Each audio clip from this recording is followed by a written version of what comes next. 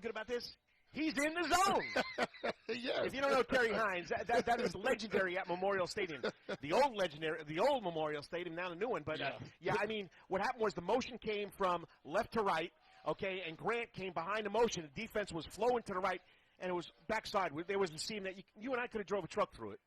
Oh, yes. All right. Got to play it down on the field. Got to play it down on the field. Something Coach Quinn doesn't want to see.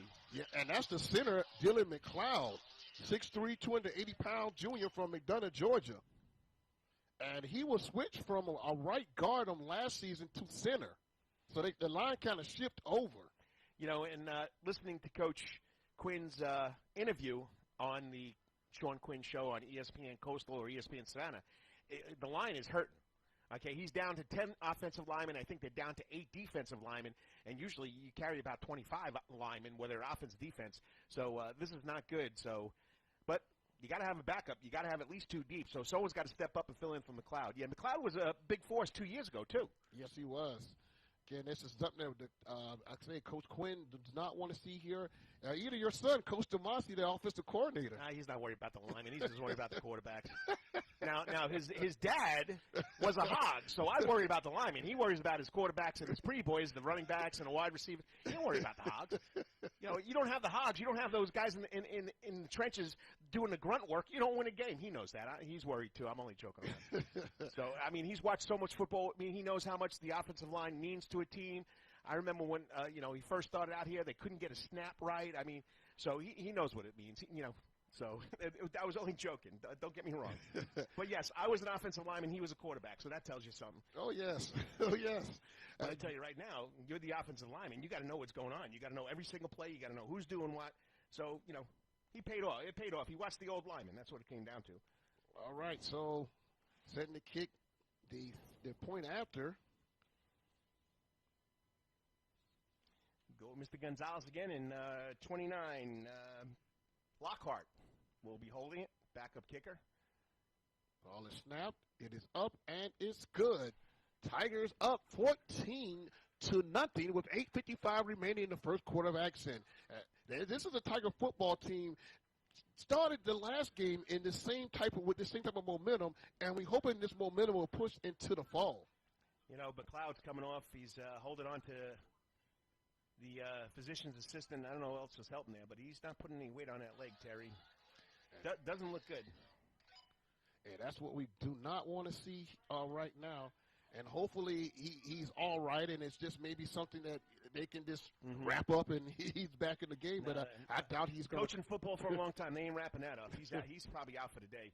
And we got another local boy. Kenneth Lockhart is doing the place kicking, not the field goal kicking. Lockhart's out of Bradwell Institute, right down the road. Oh, yes. I mean, I got to love it. I mean, you're a local guy. I'm a local guy. You win here. But all these local kids playing here, I mean, it's just special what Quinn's done with his coaching staff hitting the road. But he's bringing in the local kids.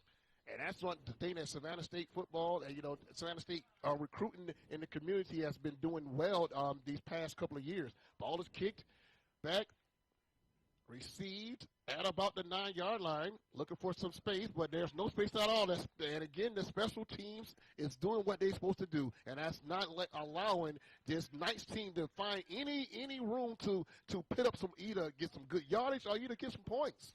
I mean, you just got to stay in your lanes. You got to cover. This is a new program, Middle Georgia State College. The Knights, I mean, they're bringing football back. It's been a while. Like I told you at the beginning of the game,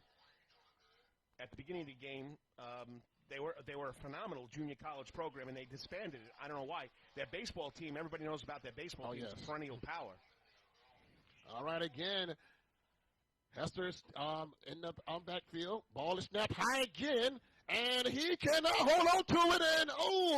And we got a man scramble at the bottom, and the Tigers are pointing in their direction. And let's see how the officials going to play this one out.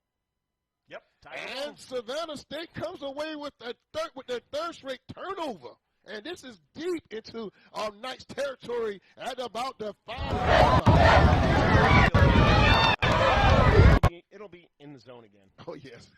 Let me get my voice ready for that. You better get it ready. Get it primed up. But, I mean, once again, like I said, 3 parts of a football team, your offense, your defense, and your special teams. And so far, special teams haven't been very well for the Knights on the other side of the field. The center for snapping the ball for Middle Georgia is Quentin Johnson. He's a 6-foot sophomore out of Hinesville, Georgia, played football at Liberty County High School. All right, Gibbons running out there late. We got another back in the backfield. Is that 33? Is that Amin Stevens? And that looks like it is Amin Stevens out of Jenkins High School, Savannah, Georgia. We can go back-to-back here with two Savannah local kids scoring touchdowns. I know Gibbons is throwing it. Gibbons' pass is up and it's caught. Touchdown! The Tigers. Nah. Gibbons. Oh, wait a minute. You're gonna get offensive pass interference on that, Terry. Oh yeah, the push up at the end. So Gibbons' pass is incomplete. Well, we will not count. So that'll be a penalty against the Tigers. Tyreek Tabor, right? Did I say it right? Number Tyreek 17. Cabria. So that's what we got you do to pronounce the names right. That's going to push the Tigers back a few yards. Yeah, Gibbons let go of the ball. Gibbons, also a lefty, released the ball, and you can see 17. That was Kabir. Kabir pushing off on the defender. Yeah, he's a 6'2", 194 junior out of Gainesville, Georgia. He had one reception on last week for 4 yards. And that would have been his first touchdown this season for the Tigers. All right, Tigers in a 2-by-2 formation. Well, two receivers split out to the right. We got one in motion. Ball is snapped, and again, Gibbons get the ball left. Fake handoff, was able to get maybe 2-3 yards on that play there. Being tackled that time there by number 7. Khalil Smith. Khalil Smith, the quarterback. Yeah, he read it. The motion came from left to right again, and Smith moved down, made the play. Gibbons had nowhere to go. All right, 2nd and goal for the Tigers. We got some movement on the line. That's a free play there. Ball is thrown up in the air and almost intercepted, but there's no flag at all. I don't see one. No, they let him play that one. It could have went defensive pass interference, but, it's already 14-0. Are the refs going to call something like that? It's going to be questionable from here on out. All right, as Gibbons looks to the sideline for the plays, 3rd and goal for the Tigers from the 19-yard line. All right, you committed to the pass. We got to do it again. So let's see what Coach can draw up this time here. We have 2 receivers split to the left, 1 to the right, 1 back in the backfield. That's Stevens. 1 tight end to the left as well. Gibbons looks. Receiver goes into motion. Ball is snapped.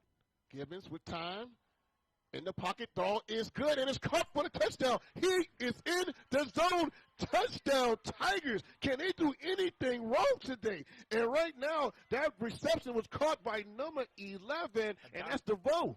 Dante DeVoe. Yeah, Gibbons put it right in the right spot. He had to put it right in the seam. He got it there right on the line. You had 3 receivers to that side. The middle guy was wide open. Gibbons put right there. But, they were married to the pass on 1st and goal from the 5, and they stuck with it, and it pays off at the end. All right, we have 7 minutes and 55 seconds remaining in the first quarter. Tigers lead 20-0. We're waiting for the PAT here. Gonzalez, he's out of Claxton, Georgia. He's another former Tiger. Oh, yes. We left one Tiger, became another Tiger. Kick is good, and the Tigers are up 21-0 with 7:55 remaining in the first quarter of action. And, DeVoe, he came from Haverville Charter High School, and you know who the coach for that team is? The former Savannah State University quarterback, Richard Basil. Richard Basil's coaching up at Haverville? I didn't know that. Yes. So that's a lot of that Savannah State love here. You're going back to the great days of Savannah State with Shannon Sharp and Mr. Basil. Basil was the quarterback. Yes, he was. But Shannon Sharp's in the Hall of Fame, and he's coaching high school. Oh, but he was a coach here for a while, wasn't he? Yeah, he coached football here 2 seasons, I believe, if I'm not memory serving correct. They only gave him 2 seasons? Yeah. I remember him being here. Yeah, in the era when we were switching from Division 2 to Division 1. Yeah, he had a tough one right there. Yeah, we were playing some of these big powerhouse programs at that time there. I remember that we played in the Florida States and Miami's. All right, Lockhart out of Bradwell Institute. He's going to be kicking off for the Tigers. Here we go. Ball is up, high, goes to the right side of the field. Again, picked up to 20. Not a lot of room there, but the hit stick is up, and there's and that Tiger football special teams is really laying some wood out here. No, K-Bear, right? Mm-hmm. Is that his name? Kabir. Kabir. Kabir, this time on special teams, I mean, he brought the wood on that one. He had some smack on that one. I mean, he knocked him out of bounds like by 5 yards. Yes, and this Knights football team has not found a way to get across the 50-yard line so far in this game. As the Tiger defense is being as tough as they've been since last season. So again, we have two receivers split to the left, two to the right. Hester calls the snap, ball is snapped perfectly that time. Now he has a lot of daylight there. He runs to the sideline and he gets angled out of bounds. And he took a lick there, and it looks like. Making that initial hit was number 44 for Savannah State University, and number 44 is Keenan Boyce. Keenan Boyce. And he's a 5'10" linebacker out of Woodbridge, Virginia, and he transferred from Florida Tech, a school we played last year for the first time in school history, and we lost that game on the goal line. Yes, I remember that game there. You're going back to 2019 there. Oh, yes. Remember last year we didn't play. Oh, yeah. We were supposed to start with Valdosta State, weren't we? Oh, yes. And I believe they're on the schedule to start off next the fall season. Okay, Hester with plenty of time, throws the ball downfield, and it's out of bounds. His intended target there was number 8, and that's Jeremiah Williams, a 5'5" freshman receiver. And, the defender for the Savannah State Tigers was right there. There was no way he was going to get that ball. If not, it would have been another interception. So right now, this young defensive backfield is doing a good job. Yes, this is the thing that Coach Quinn was looking for these guys in their first game, but they, getting more reps and then practicing a lot more and getting prepared for your next opponent. These guys had enough time to really get in, and the ball snapped. Hester with time, scrambles out the backfield, pointing downfield, trying to create some space. The ball is fumbled, and again, was Savannah State able to jump on it? He was trying to buy some time there, and Hester took a lick, and his helmet's off, so he will be going to the sideline. Yeah, you're going to have to bring in another quarterback. Helmet comes off, new quarterback. Number 2's coming into the game for the Knights. That's Meredith. He took a shot from behind. I mean, it knocked his helmet off. But he was carrying the ball kind of loose, too, in one hand, so. Yeah, that's that quarterback. Quarterbacks nowadays, they like to do that there. Michael Vick used to be called for that a lot. Well, you got to give him some credit. He was trying to tell his receiver to go, go, go, so the defensive back would come up. But the receiver stopped, so the defensive back stopped, and that's where he took the shot. All right, it'll be 3rd and about 6 for the Knights from their own 30-yard line. Savannah State leads 21-0, 6:51 remaining in the first quarter of action. So far, they only got one first down on the night. I said on the day. That was caused by a penalty. All right, it's 3rd down. As the officials kind of clean things up on the field. Clock is starting to run. We have one receiver split to the right. We have quads, I would say trips to the right, kind of closely tight in. Passes caught, and he's popped upended quickly. That time there, that looks like number 23. 23. Do we have a 23? 23 is no 23. No 23. But he took his legs out. That's why he popped up. Yeah, so it'll be 4th down, and it'll be the first opportunity for the special teams of Middle Georgia State University to punt the ball away to Savannah State University. Wait a minute. We got first down here. That was 3rd down. It was, and unless there was a fumble in the play, Savannah State gets the football back. I don't know what happened there. We don't have the monitor in front of us. So it was 3rd down, wasn't it? It was 3rd down. So now in the game is Hardridge for Savannah State University at quarterback. Hardridge hands the ball off to Amin Stevens. Amin Stevens bounces to the left, finds some daylight, got a lot of room, able to get pushed out of bounds at about the 10, but enough to move the chains. First down, Savannah State. Everything is seeming to work with this Tiger running game. Amin Stevens, Jenkins High School, 2 years at Lenore Ryan, wanted to come home. He's back here. Sean Quinn picked him up right away. He's a bulldog. I mean, he's a bulldozer. I mean, look at the size of the kid. We got him on the roster being 5'11", 230. I mean, but this young man is built. Oh, yes, he is. 1st and 10 for the Tigers. Ball is snapped. Hardridge bounces the ball back out, and looks like Enoch Carter, and he is in the zone. Touchdown Tigers, and he split out to the right of able to. But wait a minute, there's a flag on the play. That might go against the Tigers. That looks like in the holding area. Yep, you got it. And it's holding against Savannah State University.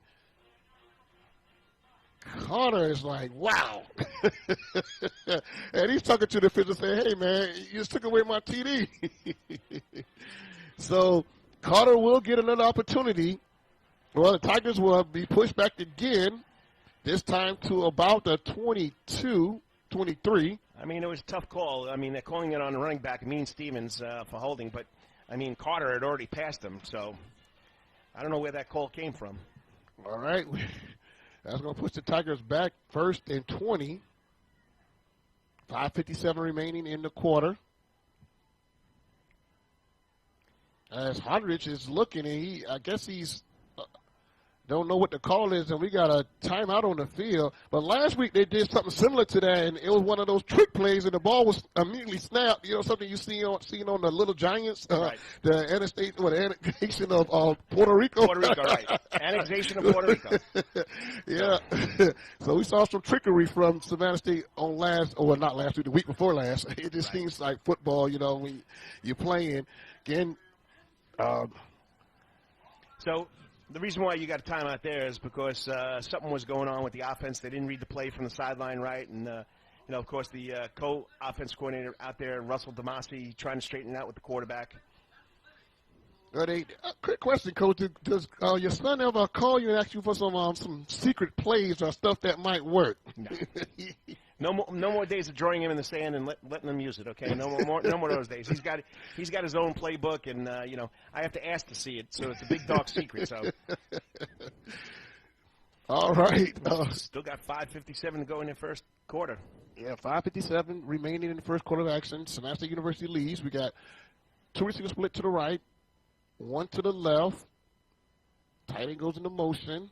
Ball Hawkins fakes the handoff with time, looks, dives into the ground, and had a receiver wide open, and out again with DeVoe. He would have got 2 TDs if he was able to get the ball to him. I think he dug too deep into the turf that time there. Yeah, Hardage had him wide open, but he was thrown off his front foot, so he didn't get a good footing in the turf, and he slipped when he threw it, and it was short. And O-line gave him a lot of time. He had plenty of time. So, again, it'll be second and 20 for the Tigers from the 23-yard line. Again, same formation. Hardage with it, showing triple option, finds the scheme, and it's got to be a legal procedure if they're blowing it that quick. So let's see what the call is. Now the flag gets thrown on the floor. Wow. Well, you guys saw some shady officiating in West Alabama. Oh, yes, we did. I heard you had a high school crew. It appeared to be. So we got an illegal motion. Again, you called it right. So that's going to push the Tigers back 5 more yards. It'll be second and 25 for Savannah State. We have 5 minutes and 42 seconds remaining in this quarter. It's been the longest first quarter I've experienced here. Well, when you're going to get a game like this, the official's going to really call it tight on a team that's up really big. So you got to be perfect in your play calling and running the plays, not to get a call. Yeah, the Tigers found some room. Hardage still on his feet, dragged down, was able to get a few of those yards back, and ball we placed at about the 21, 22. Last week the Tigers were penalized 7 times for 83 yards. Not last week, but against West Alabama. Right. All right, so Quentin Kearse for the night caught Hardage from behind. Well, Hardage had a big green area right in front of him to go to the end zone. All right, he looks to the sideline for the call. We have trips to the right for Savannah State University. Receiver spread all the way down. One receiver spread to the right. Back in the backfield behind. One back, balls back. Hardage with time, plenty time. Throws the pass, finds him. And he's drugged down, and that catching that pass for Savannah State University was number 13. That's Brent Card, a 6'3" freshman out of Warner Robins, Georgia. Played at West Lawrence High School. And the decision right now is for Coach Quinn. Do he go for it on 4th down, or do you kick the field goal and test your leg of Gonzalez? I think you want to work on your special teams right now, your specialists.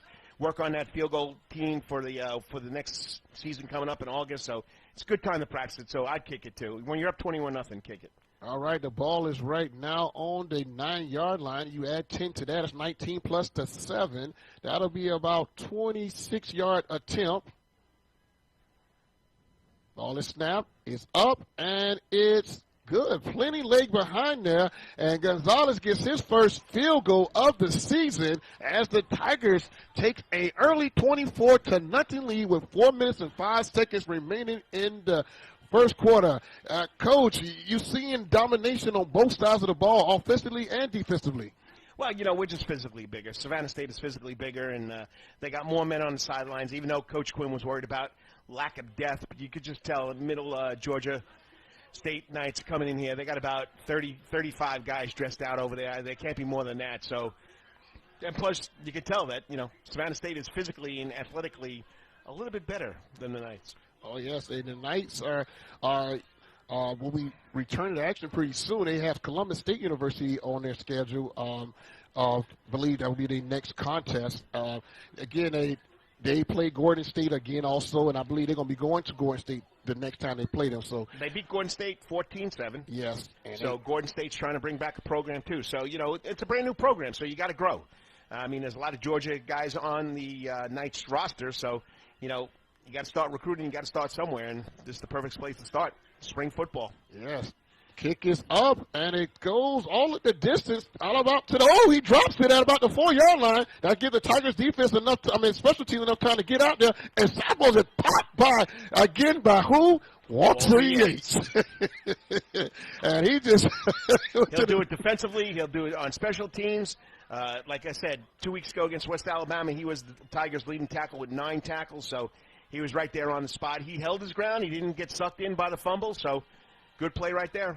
Okay, the Tigers, again, defensively, offensively, special teams, all 3 phases of the games, showing their dominance so far in this contest, leading 24-0 in the first quarter action with 3:56 remaining. Ball is placed at about, I would say, the 17-yard line.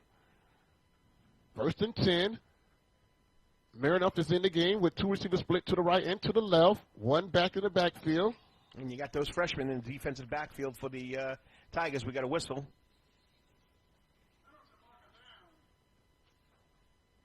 So we delay a game. Delay of game call. Yeah, we also lost in the game at West Alabama. We lost the play clock. Yes, I heard that. And that's really hard for these collegiate players, especially quarterbacks, when they're looking at that play clock to know when to snap the ball. That's a 5-yard penalty. Gonna push them back. All right. Marinoff gets the ball, snaps, hands the ball to Desmond Brown. Brown is upended at the line of scrimmage, maybe gaining maybe 2 on that play there. So Desmond Brown, we got a little bit of information about him. Can you tell us what he did last week, Coach? Anything that you figured out from this kid? Desmond Brown last week, I don't have many stats on Middle Georgia. Do you? None. I can't tell you about Desmond Brown. So, all I know, that's one of the first times they rushed the ball today. So. All right, again, Marinoff with time, looks, throws the ball downfield, ball is caught sophomore, using the official as he was popped immediately after gaining enough to get the first down for the second first down of the game, but he used the Empire as a pick to be able to get that pass off and be able to get a little bit of room on that quick slant. Oh, his slant was wide open, put the ball right on the money. So, gives the Knights a little breathing room now. 3 minutes to go here in the first quarter. First down, again in that 2-by-2 set. Marinoff with time, snaps the ball, looks again, and that time there, buy some time, get out to the races, and takes that quarterback slide, friendly slide over to about the 39-yard line. Well, what happened was we had a defensive back come off the corner there, number 5, I don't know if it was Randy Scott or Jaden Simpkins, but Jaden Simpkins, I mean, he had him in the backfield, just didn't make the tackle right there. All right, ball is snapped. Near enough pass is picked off by Simpkins, and he's going to take that for a pick six, and he is in the zone. Touchdown, Tigers. Yeah, the receiver didn't even look. The quarterback was looking that way. Simpkins just stepped right in there, right in his arms, and took it for the 6.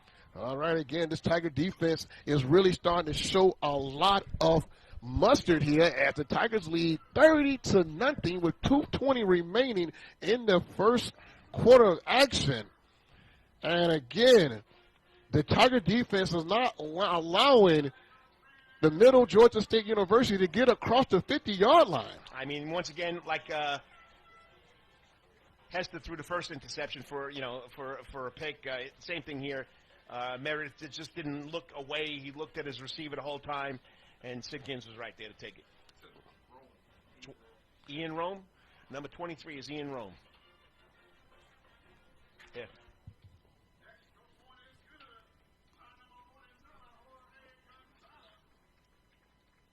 All right, and when it's not George Gonzalez, it's Jorge Gonzalez. Jorge. We talked about that before the game. Oh, yes. Yeah. PA announcer. Yes, and again, guy. Oh, yes, Dennis Little, he calls games at around the city of Savannah as well. Yep. So the Tigers lead 31-0, 2 minutes and 20 seconds remaining in the first quarter of action. This is where everybody's going to get a chance to play. Just Middle Georgia right now is not at the same level as Savannah State. Yes, and here today we had the Savannah State University marching band, and it's good to see because it feels like football is back in the city of Savannah here at the Marshes at Ted Wright Stadium. We have a few fans here, basically family members of the players were able to come for attendance, and I know a lot of people have been dying to try to get in this football game today, and hey, you know, it's COVID. We got to follow the rules. Yep, that's it. Whatever in place, you got to follow. So you played a really tough game 2 weeks ago against West Alabama. Now you got a team that's learning how to play. So Savannah State will, have to look somewhere else to see where else they're going to improve. Here's the kick. Ball is caught about at the 3-yard line. Sizemore again. Oh, missed the tackle. Another tackle. Oh, still wrapped up. Tackle still on his feet. Gets back. Finds a lot of Tigers in his way. And nothing. And there's the flag. And I wonder what the flag is called. We got 2 flags on the field. And it's either a block in the back. What else could it be? A face mask? Not sure. The far official was doing block in the back. Trying to think what the official near to us, near to the press box called. And we see a lot of laundry on the field there as the officials starting to. They got 2 flags on the 20-yard line. You got 1 on about the 16. So let's see how we're going to clean this up. Well, it looks like it's going against Middle Georgia right here. Let's hear what he has to say. Block in the back. And you called it right. Block in the back. So that's going to push them back to half the distance to the goal line. And that's going to put the Knights on the 8-yard line. The Knights have not yet crossed the 50-yard line in this contest. 2 first downs the whole game. 1 on a pass, 1 on a penalty. All right, here we go. Marinoff gets the snap, ball snap, passes ball in the backfield, snapped and caught, and maybe got 2 on that carry there with that reception. The defense was right there. They swung the pass out to the running to this, I guess you would say, the inside receiver. But there were so many blue shirts waiting for him right there. No gain, Terry. Yeah, then the 6'2", 240 junior from out of Savannah, Georgia, by way of Valdosta State University, New Bill, was on the tackle there. No gain on the play, 2nd and 10. Clock continues to run, 1:28 remaining in the first quarter of action. Again, Marinoff takes his time. 2 receivers split to the left, 2 to the right. He looks. Play clock is at 2. 1, he got the ball snapped off, pump fakes, and he was able to catch again on that quick slant. And that time there, number 17, Marcus Payne, was able to get the reception. Came back to the slant pass, but he was like a pinball. I mean, he went off of one blue jersey to the other blue jersey. He took some shots, but It's a first down. So 3 first downs in the first quarter for the Knights. 2 by passing, 1 by a penalty. No running game. So Savannah State's got to sit, be patient, and don't be surprised if you get another pick in this series here, Terry. All right, it's 1st and 10 for the Knights. Again, we got trips to the right. Mironoff with time. Pressure's coming. We got a flag in the backfield, and Parley's in the holding category as the sack may not count. And that's Salik McCray had 18 tackles on last season, 11 solo, and 1 sack to credit to his name on last season of 2019. Oh, so you got your combine stats right there. Oh, yes. Yep. Declined, though. Declined. So he will get credit for the sack. Clock will continue to run under 30. That we might have one more play left in this quarter. Play clock is at 16. Yeah. Game clock's at 20. They're going to have to snap it. With time, Mironoff. Pressure coming from the backside, and there come the Tigers. We're able to wrap up against Salik McCray. Will get credit for half the sack. Along with him is Newbell. Newbell, again, out of Savannah, Georgia, by way of Valdosta State, and that's going to push them back even further, and that will end the first quarter of action. All Savannah State. I mean, 3 turnovers led to 3 scores. So you can't do that right at the beginning of the game. So Middle Georgia State College, or is it State University? They call it a state university? Mm-hmm. Okay, so, you put yourself in a hole early, it's going to be a big hole to dig out of. And, Savannah State, like I've been saying, if you're watching it on the internet here, if you're listening to us, they're just physically and athletically bigger and stronger than Middle Georgia State University. I mean, new program. I mean, is that something that we're going to, use an excuse? No. But when a new program takes the field, I mean, and you're trying to build, you're not going to have the top-level athletes. Yeah, you're correct on that there. You're going to get the guys that want to play, and you get a lot of walk-ons from off campus to be part of the program, especially in the building stages of a program. I can remember back when Savannah State started softball, and it was, we had a lot of girls that come out and play softball. Some that played in high school, some that just started playing softball, and then look at them now. They're like one of the better softball programs in the conference. I knew that name. So, McKinley Newbill went to Valdosta State, signed out of South Effingham High School. Oh, okay. You remember the name now? Yes. Now that he was a monster in high school. Yes. Wow. He went to Valdosta State. He's back here. Another local kid. I mean, every time we turn around, it's a local guy. So, yes, McKinley Newbill. I knew that name. I knew it. But we had to go find it at Valdosta State. We couldn't find it at Savannah State. Well, again, it's about to start the second quarter of action here at Ted Wright Stadium.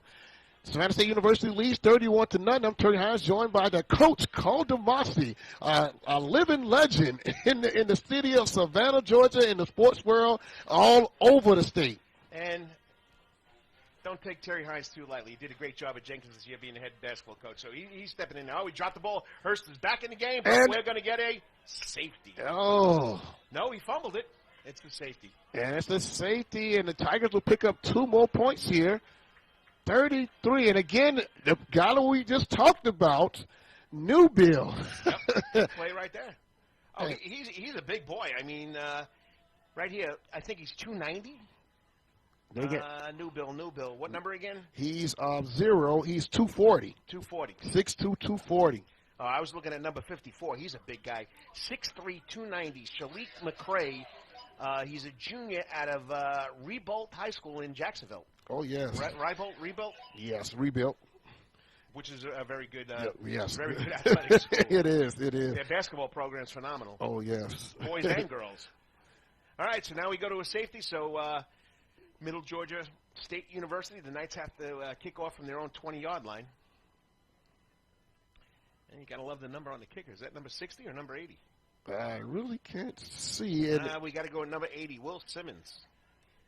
Yeah, Will Simmons is the kicker. He was listed at number 8 in the press release, and I guess he changed his number. He's wearing number 80. I'm saying, you got to love it when the lineman, you got the lineman's number and they're doing the kickoff duties. Oh, yeah. I always thought that was a big kid, though. He's 6'4", 200 pounds. He probably played on both sides of the ball. as Will Simmons. Yes, number 80 is his number. I had typed in the wrong number on my play card sheet, swat sheet. And good punt, ball high and caught at about the 36. And here comes Carter. Carter with a little bit of room, bounces back, turns around. That's never a good idea. And he still gets across the midfield mark, and ball will be placed at about the 48. That was great. I mean, he stopped, did a little spin. And what happened was, if you're watching Middle Georgia, they stopped too. So. Savannah State University with a 33-0 lead. But from what I'm told, Enoch Carter can make things happen. Oh, yes. If you're watching Gibbons, you're watching Carter. It's kind of like a mirror. And this Tiger football team is deep at the running back position, and as they've been throwing multiple backs in the game, and now at quarterback is Mason Wood. He's a transfer from the University of Georgia. And in the backfield is number 9, Aaron Robinson. Oh, what do we got here? And looking at the play clock. Calling a delay game. How could that be a delayed game? I don't think the clock was ever reset. And, yep, they're going to call against Savannah State University. That was a real quick call. That should never happen. That should have never happened. So that's going to push them back 5 yards back into the Knights' territory at about the 48-yard line. Mason Woods. Ball is snapped. Got time, passes the ball over to Carter, and Carter catches the ball in the backfield, and he's going up the field to the 40. He pushed out of bounds close to the 42-yard line. They're going to mark him at the 42 of the Knights. Well, it's a good swing pass out there by Mason Wood, and Enoch Carter took it the rest of the way. So not bad. It's 5 yards on the play. You'll take it. Yeah, 5 yards, so it be 2nd and 5 for Savannah State University. 4:20 remaining until halftime. The Tigers, again, has been in control of this football game from the start, and they're still pounding away as, again, Woods looks to the sideline. You have 2 receivers split to the right, 2 to the left, 1 back in the backfield with him. And, again, getting the call from the sideline. There we go, and now they reset the clock again. That's what happened last time, so... Well, it's like you said, it's spring football. You got to expect things to be worked out. All right, Woods, one play goes into motion. He hands the ball off to Robinson. Robinson had no room to go anywhere there. Again, the center, McLeod, is pretty much, we haven't had official word, but I don't think he's returning. He's still under the tent. Staying nice and cool. Oh, yes, it's really hot out there. Right now, the temperature I got, let me give you the temperature. It's 86, feels like 91. Wow. Little cloud cover coming in right now. And you know it's a little hotter on that turf. Oh, yes, it is. With time, Woods throws the ball downfield, has Carter, overthrows him, and Carter breakaway speed is just a little bit off. If he was able to get that past him, that would have been a touchdown. Another zone up there, and that's 4th down for Savannah State University, and they will be forced to punt the ball. Just watching my son. I'm sorry. I'm supposed to be doing the color. You saw as soon as the ball was overthrown, and the air just went on me, sunk to the ground. So it was there. I mean, but that's what we do this for. I mean, that's why you do. Like I told him after the game 2 weeks ago, he was really upset. I said, Russell, it's spring football. This is why you do it. You got to work out the kinks. You got to see who can do what. You can't take it to heart, even though West Alabama, somebody you want to beat. Throw the flag. Flag is thrown and running to the kicker, and that right there might be enough to give the Tigers a first down because the Tigers are 4th and about 4. So that's an easy call there. Come on, Terry. You're perfect. That's another Tiger first down. Oh, yeah, it is. You got the voice for that.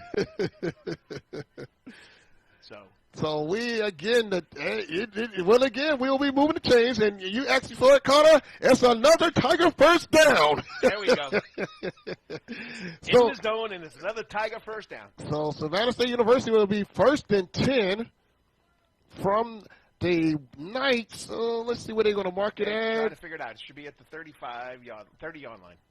And they're going to put 26. It's 15-yard penalty. 15. I got to go back to Math 101.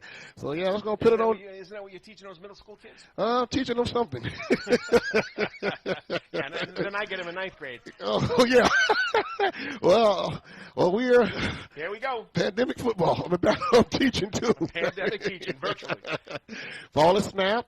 Hand it off. Oh, Woods taking himself with plenty of room. He's got it. Out to the 20.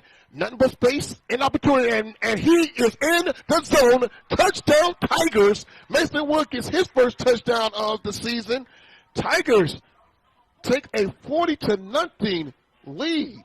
J.T. Galloway, I got to give him a lot of credit. Number 83 for the Tigers, wide receiver. He made a block to make that happen. I mean, Wood slowed down, right? Mason Wood, right? Mm-hmm. He slowed down about the 5-yard line, waiting for his block, and Galloway just blew the other guy back, threw him back about 5 yards. So, Jorge Gonzalez, not George. It's Jorge now. Jorge Gonzalez with the point after attempt. Lockhart on the hold. And the ball. There it is. Up, and it's good for the Tigers as the Tigers take a 40-0 lead with 12:45 remaining in the half. This has been a dominating football game by these Tigers in every aspect of the game, on special teams, on offense, and on defense. You know, Middle Georgia, you feel bad. Bad snap led to a touchdown. A fumble led to a touchdown. 2 picks led to a touchdown. So nothing is going right. And, you coach, I coach. The team that makes the least mistakes is the team that's going to win. Right now, Savannah State hasn't made any mistakes. At all. Tigers again looking with their reflex blue uniforms and orange and white lettering. And that Tiger emblem on the side of the helmet. They went from the SSU and the whole Tiger to the Tiger head that they went to in 2019 when Coach Quinn took over the program. And right. Quinn has been doing an outstanding job ever since. That Tiger team went 7-3, 5-0 in SIAC, are really the Eastern Division champs, and they probably would have won the SIAC, who was able to compete for the crown and went on to the playoffs. But you know what? They were making the transition, and going into the season, the transition was that you were not allowed to be eligible for any postseason play. You just got to live with it. You got to live with it. We know we took care of Albany, and Albany went and represented our division, and the team that beat them started with them. Miles. Miles beat them, but you know what? Yeah, the real winner was the real division champion should have been Savannah State, but you got to play by the rules. Oh yes, you're right. Got to play by the rules. Tigers again looking to make a mark, and they will not be a sleeper this time going to SIAC because they were picked dead last to finish in the East. And we're going to talk about that quote once he kicks this ball off. Lockhart to kick off, and it's going to go into the end zone. Touchback, first touchback of today's game. The best was reading a little of the pregame notes that we got from Mr. Peacock, the sports information director at Savannah State, was, after every win, Quinn would run off the field. And there's another team that lost to the last place team, or the team that was picked to be last. So, he had the kids going. I mean, they're doing a lot of good things here. They got the kids pumped up. There's excitement. There's excitement in the community. And that's what it's all about. And that's what the kids say, oh, we're coming back. We got all sides against the kicking team. Against the Tigers. So they're going to bring the ball to the 30-yard line, instead of the 25. So 5-yard difference right there. But anyway, I mean, you bring an excitement to the community, and the community's buying into it. What really is the kids, the local high school kids are buying into it. I mean, we're going down this roster. You're talking about Savannah Christian. You're talking about South Effingham. You're talking about Bradwell. I mean, kids want to come here now. Memorial Day School. We got kids from Memorial Day School, and that's what it's all about. All right, Hefter's back at quarterback, 2x2 receivers, hands the ball off to Desmond Brown. Brown is wrapped up immediately. He gets no room there, and leading the charge for the Tigers again, Salik McCray, along with, again, the South Effingham alum, Newbell. McKinley Newbell. And again, I knew that name. And again, this Tiger team, I mean, the progress is going to give them close to, I don't see a small 2, but again, it'll be 2nd and 8 for these Knights. All right, we got some live stats right there. I mean, first downs, they gave Middle Georgia 4. I had them for 3. Savannah State 6. 114 to 16 yards. Total offense will be, 63 for the Knights, and we're talking 153 for the Tigers. So we got a timeout on the field. So, I mean, I'm looking forward to next year. I really am. I'm looking forward to August when they open up and, they start playing teams and see what they're going to do in the SIAC. Open up August for summer practice, and, of course, September start playing in the SIAC. So it's going to be exciting. It's going to be exciting. I mean, and, they're not shy. They don't want to shy away from teams. It's not working. Is it up there yet? Mine wasn't up. No, it's not up. It's not up. It's looking for our stats. Yeah, it's still saying the same thing. Still saying 0, 0, 0, 0. But anyway, I mean, Gibbons a 23-yard run for a touchdown. Grant had a 23-yard touchdown. Devereaux 18-yard pass. Campbell 24-yard field goal. They gave Campbell a 25-yard field goal. Wasn't that Gonzalez? It was Gonzalez. Okay. And then Blackmore with a 42-yard interception and a team safety, and, of course, Wood on a 26-yard run. So that's all scoring right here in the first half. And we still got 12:15 to go. All right, ready to go. Hurst is going to take the snap. Ball is up, and a pass is off the mark. His intended receiver is number 1, Sizemore. And, again, the Tigers' pressure coming in. They're able to get to the backfield anytime they want to. All right, here you go. 0 is 6'2", 240, like we told you. McKinley Newbill out of South Effingham. You got number 54. I'm impressed by this young man. Salik McCray, 6'3", 290. And this is the part of the team they were worried about because they lost 3 defensive linemen down there in Alabama. Yeah. So who are the other guys that got hurt? Are they? Well, you had Cam Brown. You have some big bodies there. Ball is pressure.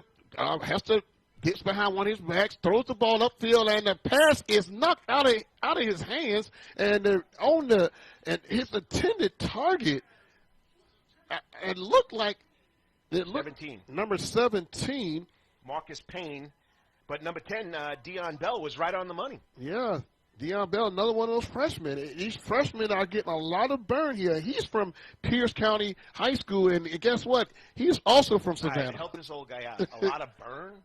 Yeah, a lot of time on the field.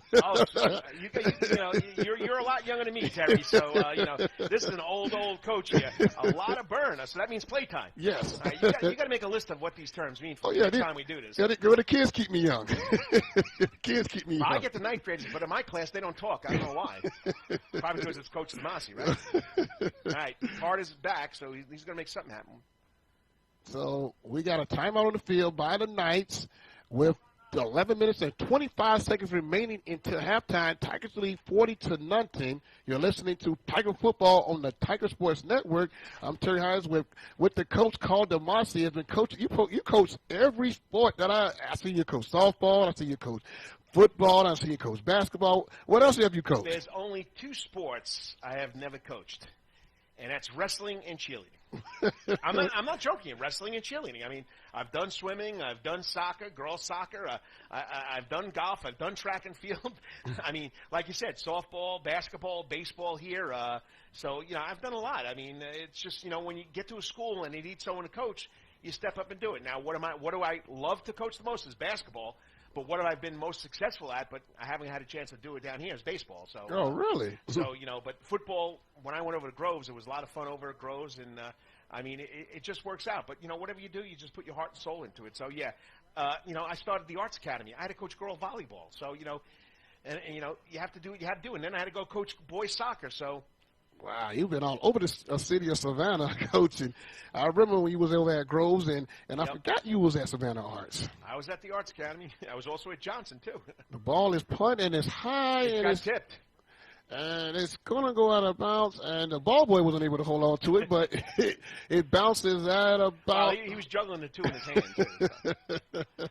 Let's give him a little credit there. He's down there enjoying life, being on the sideline on a college football game. A lot of kids, they get opportunity to do things like that. A lot of the other kids here are probably interns, and at one point it used to be the military kids, the ROTC here at Savannah State usually had that job of taking care of the balls on the sideline, and they try to put a lot of these kids in situations where they can do things that they're gonna possibly do in the future. Not saying he's gonna be a ball boy. I'm just saying the kids, like you have Tequila Austin. She's an intern, right, working on her mass communications degree and, getting some on-field experience. Ball is handed off, again up the middle, and bullies his way downfield, rumbles and stumbles for another first down, and that got to be a Mean Stevens. We're not calling him the bus. We're calling him the bulldozer.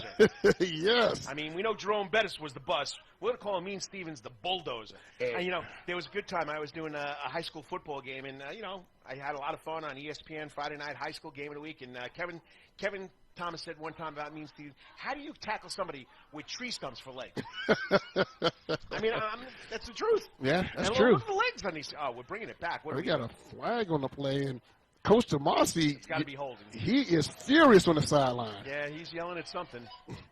And that's going to push the Tigers back off of that outstanding run by Mean Stevens. It still was a beautiful run. I mean, he just ran over. He just bulldozed over that last guy. So there we go. Mean Stevens. The bulldozer. I like that. All right. Woods sends the receiver in motion. Ball is snapped. And there he go. Woods finds a little seam. Got a little head of steam behind himself. He's up in the numbers, the 20, the 10, and he's going to be brought down at about the 9, maybe 10-yard line. Oh my gosh! You got to give the middle Georgia defender there, Samarty Howard. I mean, he just had a right pursuit angle, and he just came down, took his legs out. He was coming from the other side of the field, right here. He's on the left side, left cornerback. Great play right there. But you know what? He just went behind the bulldozer, found that hole, and took it the rest. Oh yeah, Samarty. Howard is also the place kicker for Middle Georgia. We're going to see him kicking any points today. Yes. So the Tigers are in the red zone. 1st and 10 from the 11. Ball is now. Woods again with the option keep.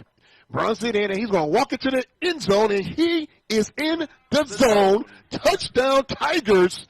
Again, the Tigers are able to just find these seams great. I would say great secondary blocking. That's what you want to see out your O-line. There's a blue shirt on every white shirt, and that's what you're looking for. And then, of course, I do love it when I sometimes do get game film that I can sit there and watch what's going on, which is a lot of fun being an old ball coach. And that play, if you probably going to look at the film tonight, tomorrow, whenever you're going to watch the kids, you're going to see there's a blue shirt on everybody that should have a blue shirt on it. So very, very good. All right, Gonzalez, Lockhart for the hold. And here we go. Ball is snapped. Kick is up, and it's good. Savannah State University takes a 47-0 lead with 10:05 remaining to halftime. Tigers are looking to continue to pile on more points. We're going to see how many points we can pile on today. I think the clock will probably start running pretty soon. I don't know if they'll do that in college. Well, that is a good question. It's high school they do it. It's a mercy rule. I don't know if you have that mercy rule in college. I don't think so. Well, but, you got to feel for the boys across the way. I mean, they're here to play football, but there's only like 35 of them, and you're looking on the Savannah State side, we got at least 60, 70 dressed. So, the number is depths, and when you have the depth numbers, it's going to be a tough one. Like I said, coming into this game, they lost 6 defensive linemen, but look at the guys that are playing today. Yes. I mean, so. Now, do you know anything if they're going to get that second scrimmage or something next week? They were supposed to get a scrimmage or a game. I'm not sure yet. It's still in the works. Process. Yes, and again, if you think about it, you see about 60, maybe 70 guys on the field for Savannah State, and you still got about 30 guys that are out on injuries, and that will be returning in the fall. So this fall camp is going to be very interesting. He's got a lot of guys. I mean, he's got a lot of guys coming in, a lot of guys in the fold. Okay, deep kick there by Lockhart, and it's going to make the end zone again. Again, Lockhart out of Hinesville, Georgia. Bradwell Institute. The specialist, as they call him. Okay, so the specialist is made up of Jorge Gonzalez out of Claxton. You got Lockhart out of, out of Bradwell Institute. Long snappers, Feaster out of South Effingham. And then, the only other one is Chadwick. He's out of the Atlantic. Braxton Chadwick is out of Woodstock, Kingsridge Christian High School. So they call themselves the specialists. The specialists. Again, now the Tiger defense running that 4-3, and that's their trademark. Ball is handed off that was a late handoff, and as Hester was trying to fool the DN over there, and it did not fool, and that looks like On the tackle was Damian Rogers, a 6'1", 250 junior out of Albany, Georgia, played at Westover High School. A little close to old Coach Bakari Bryant down there in that Doherty County area. Yeah, and on the carry for the Knights was number 6, Corey Wyatt, only a sophomore, 5'11", 200 pounds. So no gain on the play, 2nd and 10. They have everybody up on the line of scrimmage. 1 receiver, 2 receivers split, 1 to the right, 1 to the left. Ball handed off. Again, White on the carry. Not a lot of room for him to go anywhere. And he was able to maybe muster maybe 2 yards. And the Tigers are out there just that D-line is just celebrating. And that time there, it was number 94, Dante Banks, a 6-foot freshman from out of New Hampstead High School. Another local boy. Another local. No, what number was that? Number 94, Deontay Banks, a 250-pound freshman out of New Hampstead High School. Yeah, I remember Deontay. All right. We have 2 receivers split to the right, to the left. Meredith is behind center. We got a flag on the play, and it looks like it can't be delayed game. It's going to be. It's probably a legal procedure. No, a legal substitution. He's crossing his chest. That should be a legal substitution, right? Yep. As the officials huddle up and waiting for the call. Again, the Tigers themselves was penalized 7 times last week for 83 yards.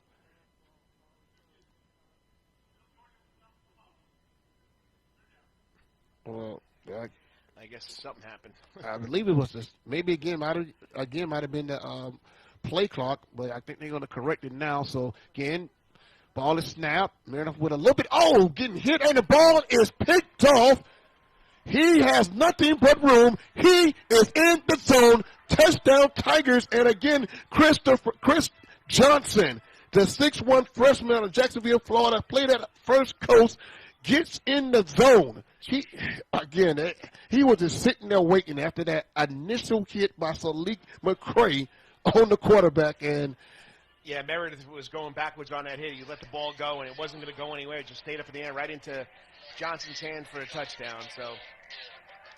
So the Tigers put up more points, and I don't have I generally have my little record book with me, and I don't have it with me today. And this is close to probably a record of scores in the first half. Ball is snapped, kick is up, and it's good. Tigers lead 54-0 with 8:25 remaining in the second quarter action right before halftime. Well, I wonder what the coach is going to do on the other side. He's got to figure something out because the run game is not working, the pass game is not working, and we still got 2.5 quarters to go here, Terry. It's a tough one. I've been on that side, never this much at halftime, so you just want to get out of here, get into halftime, try to get yourself reorganized if you could, but, the morale of the Knights on the other side is got to be depleted, so it's going to be really tough coming out in the second half. Savannah State could play a lot of guys that, haven't played much or put guys in different positions, but you really don't want to do that because you're not going to benefit from that, so you wouldn't do that. So it's going to be interesting how this is going to go in the second half. Yeah.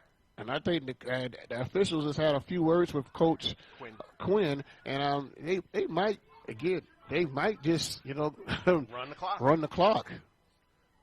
And the fans are being in the stadium, they're loving the fact that they're in the stadium. The ones that are able to come to today's game, and you see that time they're talking to their kids, giving them pats on the back, not virtually, but from a distance. Ball is kicked and into the end zone, and it's another touchback for the Tigers. And again, the specialists do their usual run to the end zone anyway because that's what coaches want. Still want them to follow through with the correct protocols. Their coaches, I can tell you that if all. Well, not, of course, the kicker, but if all 10 guys don't go down if it's a touchback, and they're not sprinting to that goal line, next practice is going to be pretty tough. Oh. So, yeah, that's how you get the kids to do it, I'm telling you right now. And once again, Lockhart's proven that he can get the ball into the end zone, and that's a touchback in college or in the pros. I mean, you definitely want the opposing team to start at the 25 every time they get the ball because the chances of going 75 yards is very slim. Oh, yes. 1st and 10, Marinoff is at under center. We got 2 receivers split to the right, 2 to the left, 2 by 2, 1 back in the backfield. Receiver goes into motion. Sizemore is fake the handoff, pass the ball back out, and no room at all being tackled in the backfield. And again, the Tigers are trying to grab the ball. They're pointing, saying that the ball is theirs. And if that's true, it's not. The official on the far side is pointing to the ground. He's down. Okay, so as they pick up what players are being picked up on the field, it's a loss of about 5 on the play there. Running back, Corey Wyatt. See, Middle Georgia's trying to run the same thing offensively as Savannah State is. They're trying to run the RPO offense, run pass option offense, and it's just not working. All right, the Tigers again. Hurst got hurt in that first half and not come back when he took that shot in the back. Oh, yes. He came back for one play. Ran off with a little bit of time. Pass is caught, and he falls to the turf.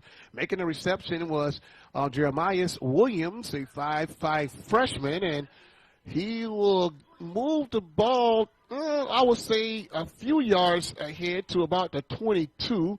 Gain of maybe close to 2 in the play. It'll be 3rd and 13 for the Knights as the clock continues to tick. 7 minutes remaining to halftime. Tigers lead 54-0. You're listening to Tiger Football on the Tiger Sports Network at www.ssuathletics.com.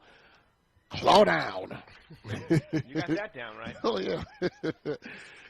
All right, ball is snapped. Man up with a little bit of time. Pass is thrown, and the receiver was not on the same page as the quarterback, and his intended target that time was Marcus Payne. Well, you see, he's going to get himself in trouble. Meredith got the ball, took the snap, looked right away to the left, right away to the receiver, and the defensive back, I think it was number 26, I do have a 26. Dryson Dawkins out of Trinity Christian in Jacksonville. I mean, if he would have thrown that ball inside, it was another pick 6. All right, they're going to have to kick the ball. And here we go, Marty Howard. Yes, He's Marty. also the punter. He's also the punter. Mr. Carter's back here for the Tigers. You got to worry about him right now, number 6. All right, the punt is up, and it goes to the sideline, and almost caught it on the sideline. Number 16, Cole Donahue. That's one of your old players from Islands High School. Yes, backup quarterback here at Savannah State. Played quarterback at Islands High School. Yeah, he was on the track there, and he almost caught it. He had a helmet, he had a bottle of water, he had everything in his hand, and he almost caught the football there. Hey, you got 6:43 to go here, 54-0. As the Tigers, let's see who's going to come back at quarterback this time, as we know Gibbons is probably done for the day. As Hartridge is back in the game for Savannah State University at quarterback. So we got Gibbons, Hartridge, Wood. Is there Donahue? Anybody else? Or those are the 4 quarterbacks in camp? I think that's it for right now. Okay, 2 receivers split to the right, 1 to the left. Left receiver goes into motion. Ball is snap. Hot potato. Flag on the play there as number 83 was, and that's JT Galloway. And let's see what the flag is. Illegal movement. Illegal shift. So that's going to push the Tigers back 5 yards. And the penalty was declined, so it'll be second. No. He's telling you it's a legal shift. Oh, okay. He's not declining it. Legal shift. Oh, yeah.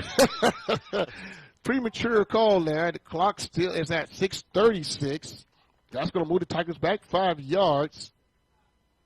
I know I'd move him back. Back to the 40. So, Savannah State University. Well, up until we got the box score here at 12:45 in the game left in the first half, Savannah State was at 5 penalties for 50 yards. You can tell it's probably about 8 right now. So we'll get our stats at halftime. All right, JT Hartridge with 2 receivers split to the right, 1 to the left. Looks to the sideline for the call. Reads the receivers. Send a slot receiver in motion. That option run. And here come our Mean Stevens, the bulldozer, as he bulldoze one defender to the 10, all the way to the goal. He is in the zone, and he was tackled out of bounds. That's going to be a flag there. That's his frustration right there. Again, he trucks, bulldoze his way to the end zone. He trucked too, whatever you want to call him.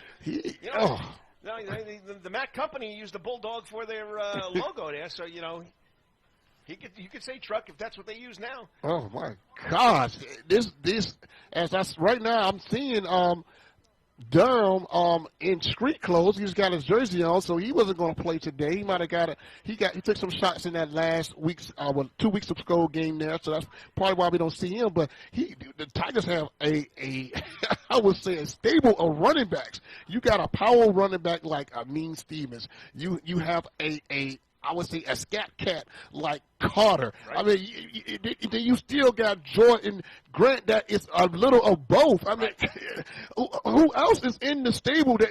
Four able backs. Well, next time we do this, if we do this together again, we got to get a depth chart too. Okay, Jorge Gonzalez, and again, Lockhart for the hold. Good catch. And it's good. As it falls right over that. As the steeplechase pin. Yeah.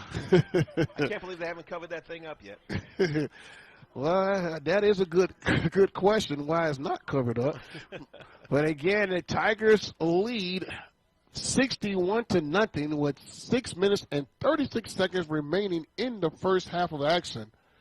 Again, this Tiger football team is looking to build for the upcoming fall season, and this is one of these games that give you that but oh behold, the Tigers are still trying to play Valdosta State to open up the season. That is one of the games that I heard that is going to be on that skeleton on that new schedule. Valdosta State's going to be a big one if they're open up with that. Yes, they whole conference. West Alabama plays in that conference, and none of them can even touch that team.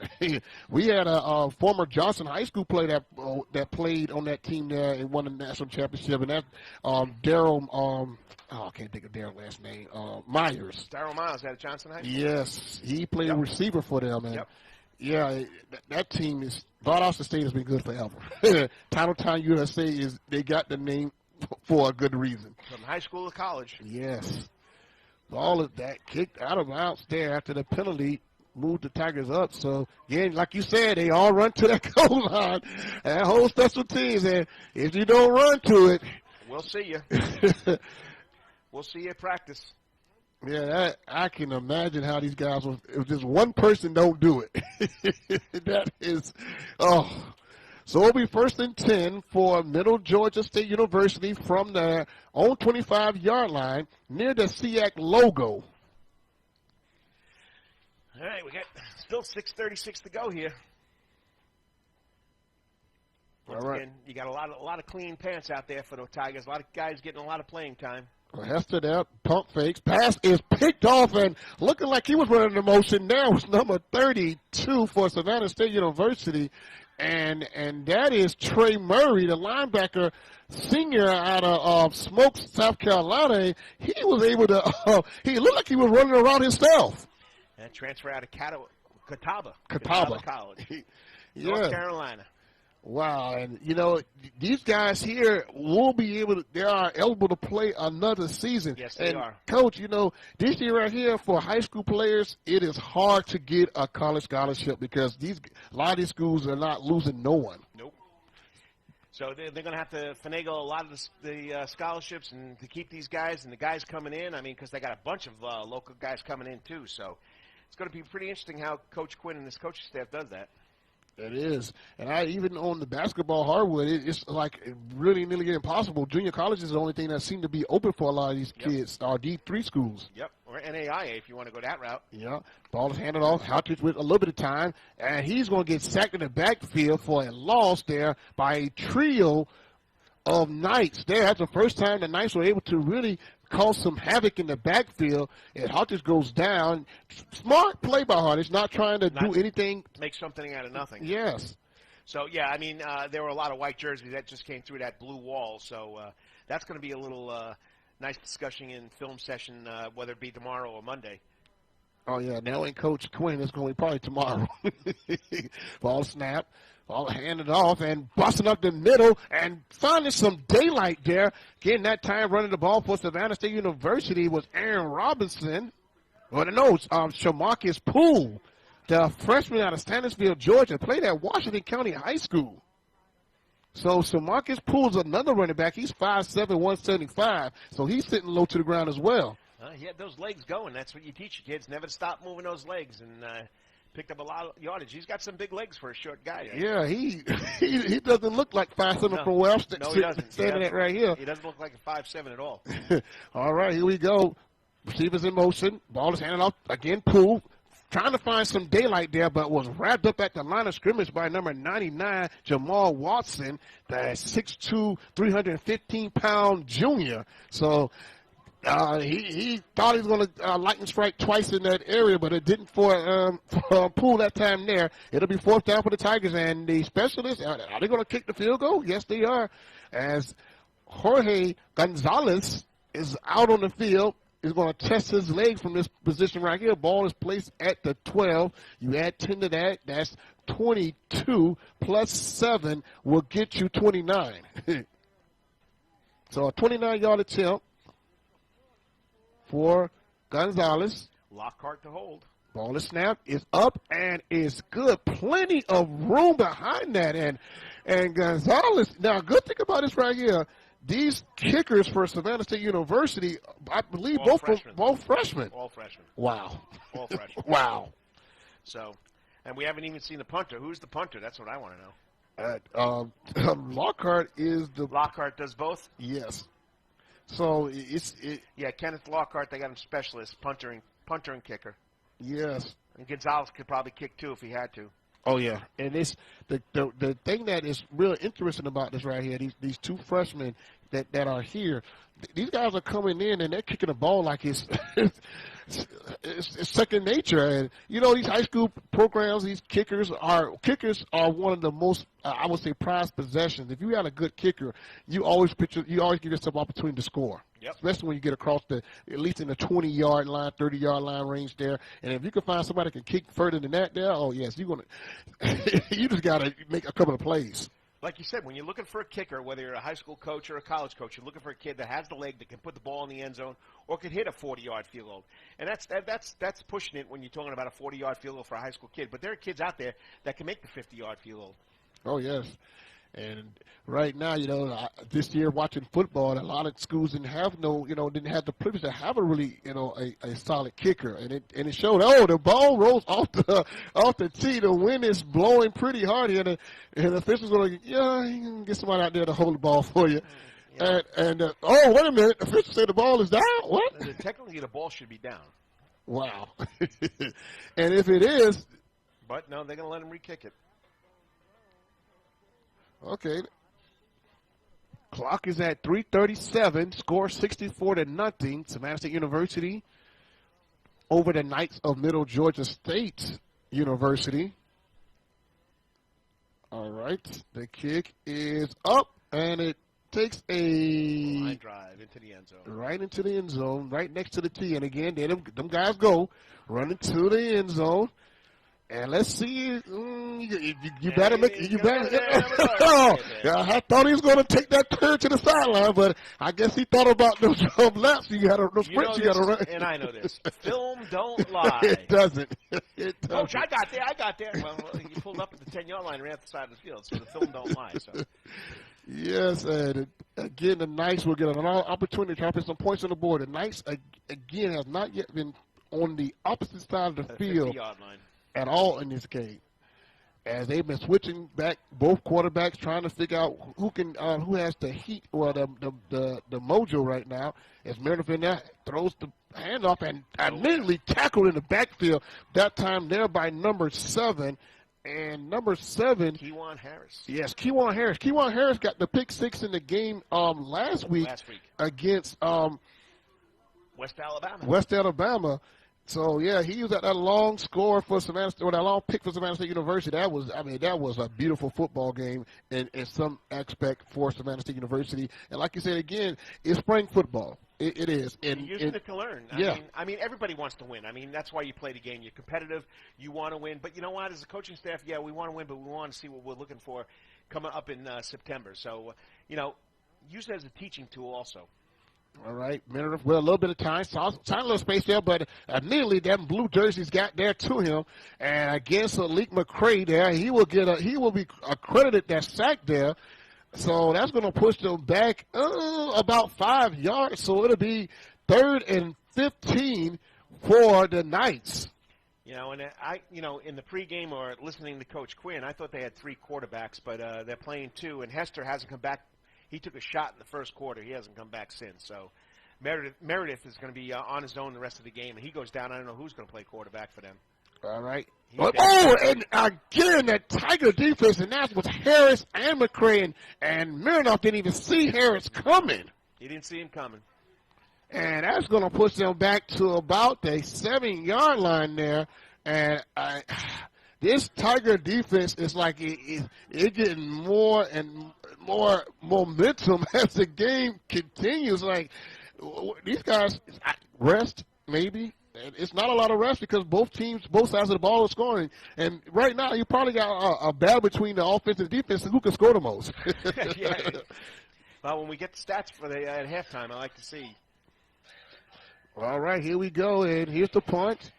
It's up, and it's blocked, and it's going in his zone, and touchdown for the Tigers. Number 44. He is in the zone. Keenan Boyce. And again, the Tigers, okay, that's one for the defense there. Another one for the defense there as special teams, rather. The specialists get their hand in this scoring attack there. So Savannah State University have 70 points up on the scoreboard in one half of football. So I don't know. I have never seen 100 points on the scoreboard, and the route we go right now, we might see that. We can go way, way back to when Cumberland lost 220-0. Oh, yeah. Can you imagine that? I would not want to be playing in that game there. Georgia Tech. Wow. Ball is up, and it's good.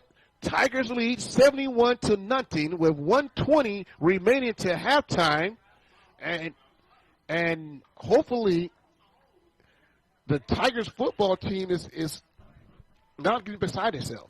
I mean, you can't stop your kids from playing. I mean, and just like on that play, special teams, your kids coming in on a punt, they block it for a touchdown. You're not going to stop your kids from playing. I'm talking about Coach Quinn and the Savannah State Tigers. And Coach Walls on the other side? What's head coach over there? Coach is Coach Hall. Coach Hall, not Wall. Coach Hall, I mean, he's going to have a tough task at halftime to try to get these kids to play a second half.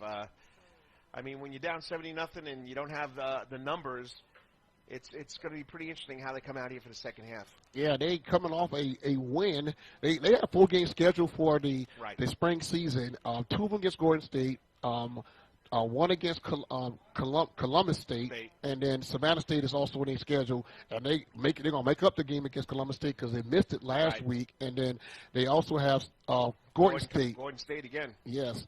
So, trying to find games here, too, as well, is, what all teams are trying to do. And State is probably, again, like you said, is trying to find that another scrimmage game. Ball is kicked, and it will go and hit the eye to the end zone. And there go those guys. And let's see if everybody run down there, and they made it. So I'm just waiting to see one not make it so we got something to talk about. No, they've been coached very well. They coached them up well here at Savannah State. They're not going to take it off. And I know we were waiting for one of them. I'm not going to give any numbers. We were waiting for one of them to pull up, but they didn't pull up. So, so the Tigers lead 71-0. 1 minute and 18 seconds remaining until halftime.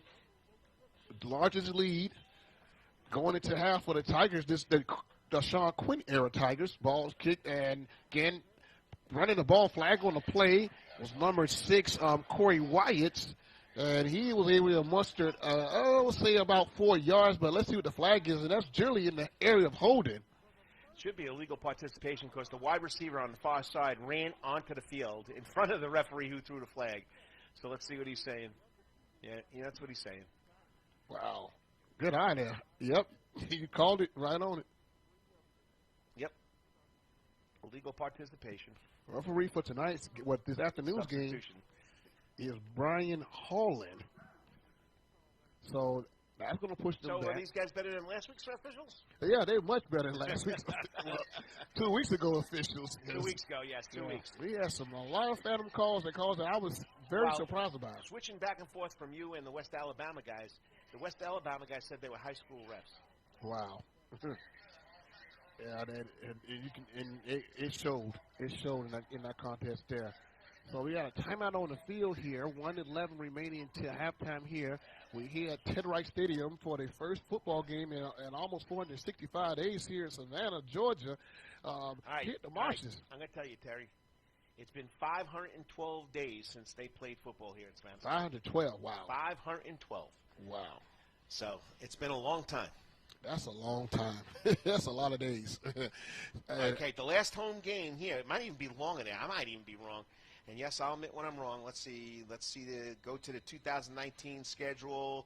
The last time we played a home game with Savannah State was, let's go even further Fort Valley. back. November 2nd, 2019, Fort Valley State. Wow. So let's figure out the days from November 2nd of 2019. I'll let you figure that one out. Yeah, I got to get my calendar out and count the days. All right, ball is Heights. Again, wide on the carry. He's nowhere to run, and he is tackled at the line of scrimmage by a host of Tigers. And that's going to be second and about 15. No gain on the play there. Again, on the tackle for Savannah State in the backfield, that time there was number 94, Deontay Banks, that 6', 250-pound freshman out of New Hampstead High School. Okay, there's a good story for you right there. Number 55, Kyle Frazier. This man is the jack of all trades for the Tigers. He plays tight end. He plays running back. He plays defensive line. And, you know, Kyle Frazier is the student that came down with Hodgkin lymphoma. Oh, yes. And you Make-A-Wish Foundation for the Los Angeles Rams. Yes. On Monday Night Football honored him. Oh, yeah, I remember that. And he had all the Tiger cutouts in the stands. Right. Oh, yeah. 3.78 GPA. Wow. And he's studying biology. So you say it could be Dr. Frazier. He wants to get into orthopedics. So very smart young man. I had him on my show 2 weeks ago. Okay. So yeah, jack of all trades. You know, I talked to Russell about him, my son, Coach Tomasi, and he says the nicest kid you're going to meet. He'll do anything for the team. He'll play any position. And right now, this will be his. Let's see. They got him down here as a redshirt freshman, so he'll be here for a while. Wow, and he's out of Augusta, Georgia, Glen Hills High School. Glen Hills High School. Yeah, so there's going to be a name that we're going to be saying in the upcoming months, and other names that not to mention that's not on the field today that will be playing in the fall. And I'm excited about football coming back, right? But also how the Tigers are going to look in the upcoming season. Again, they probably got the biggest bullseye on their backs than any other team in the SIAC because again coming in. Was picked to finish last, end up upsetting a lot of the powerhouse programs, and they're now showing their might in this game here. Mirror's pass is almost caught. His intended target was Torian Sizemore, and that 6-foot freshman there, it was covered by number 10, Dion Bell. Again, these freshmen, that growth spurt from their first game to this game right here, you can see how the guys they played a lot different than they played in their first game. I believe me with butterflies. You know, you came out with one of the better teams out of the Gulf Coast Conference in West Alabama. I know we talk about Valdosta. You got North Alabama. You got Valdosta. You got Delta State. You got some pretty good teams in that Gulf South Conference. And, of course, Florida, what's the name of the team out of Florida? Not Florida Tech. Florida Tech. Florida Tech, that is another one. The Argonauts, I can't think of their first name, but I think they won a national championship a couple of years ago out of the Gulf Coast Conference. So there are a lot of good teams in that conference. All right, Desmond Brown was on the carry, and he didn't get nowhere because he was met by number 49, and that's Jonathan Glover. And that will take us to the half with your score. Savannah State University 71, Middle Georgia State 0. You're listening to Tiger Football and Tiger Sports Network. We'll take a small break here. Okay, and we'll find out. Coach Quinn's going to the middle of the field with the head coach, with the referee, so we'll find out.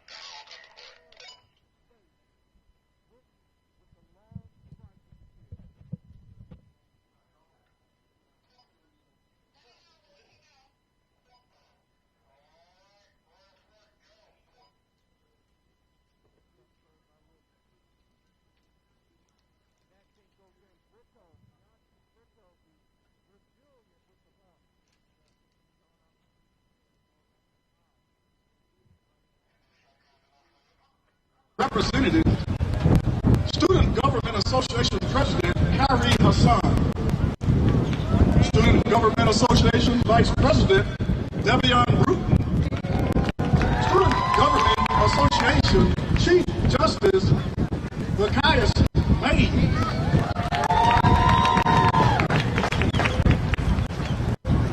and now the Royal Court, Miss Freshman Nikira Norman,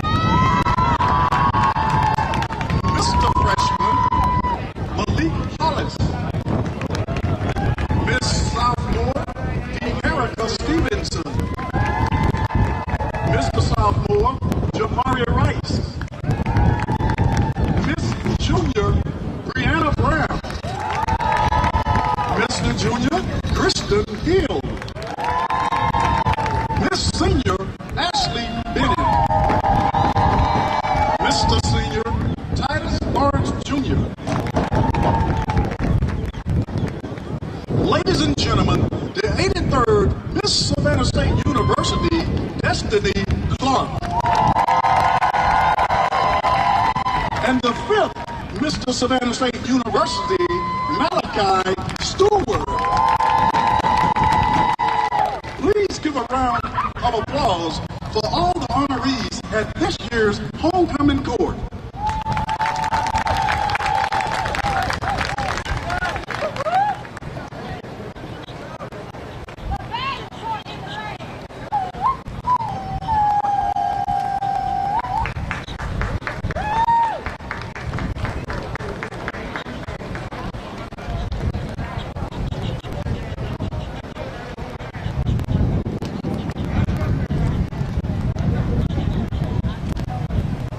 All's done.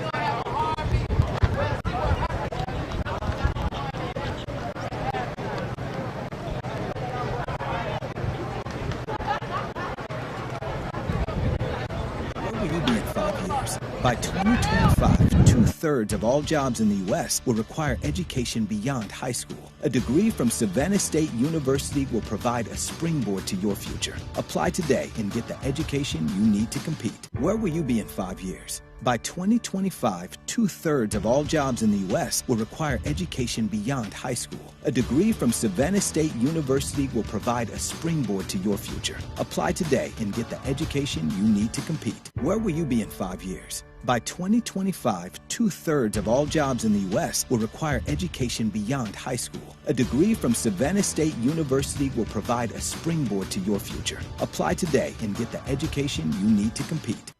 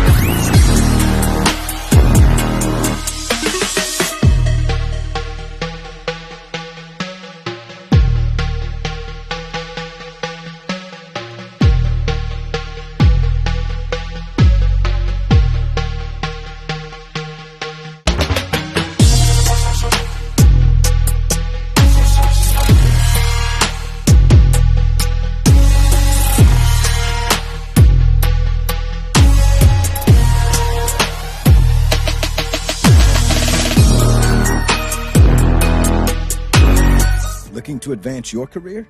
The graduate degree programs at Savannah State University can help you stay competitive.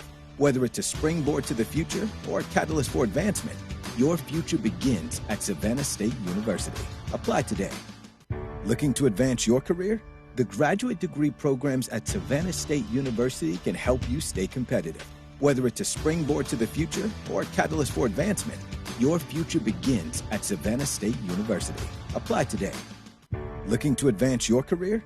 The graduate degree programs at Savannah State University can help you stay competitive. Whether it's a springboard to the future or a catalyst for advancement, your future begins at Savannah State University. Apply today. Where will you be in 5 years? By 2025, 2/3 of all jobs in the U.S. will require education beyond high school. A degree from Savannah State University will provide a springboard to your future. Apply today and get the education you need to compete. Where will you be in 5 years? By 2025, 2/3 of all jobs in the U.S. will require education beyond high school. A degree from Savannah State University will provide a springboard to your future. Apply today and get the education.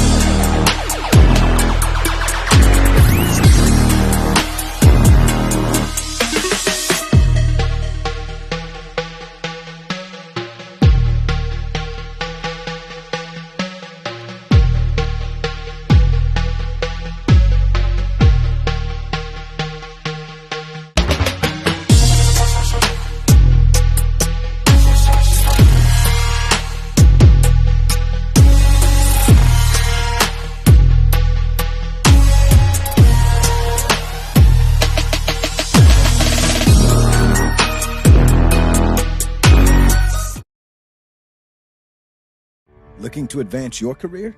The graduate degree programs at Savannah State University can help you stay competitive. Whether it's a springboard to the future or a catalyst for advancement, your future begins at Savannah State University. Apply today. Looking to advance your career? The graduate degree programs at Savannah State University can help you stay competitive. Whether it's a springboard to the future or a catalyst for advancement, your future begins at Savannah State University. Apply today. Where will you be in 5 years? By 2025, 2/3 of all jobs in the U.S. will require education beyond high school. A degree from Savannah State University will provide a springboard to your future. Apply today and get the education you need to compete. Where will you be in 5 years? By 2025, 2/3 of all jobs in the U.S. will require education beyond high school. A degree from Savannah State University will provide a springboard to your future. Apply today and get the education you need to compete.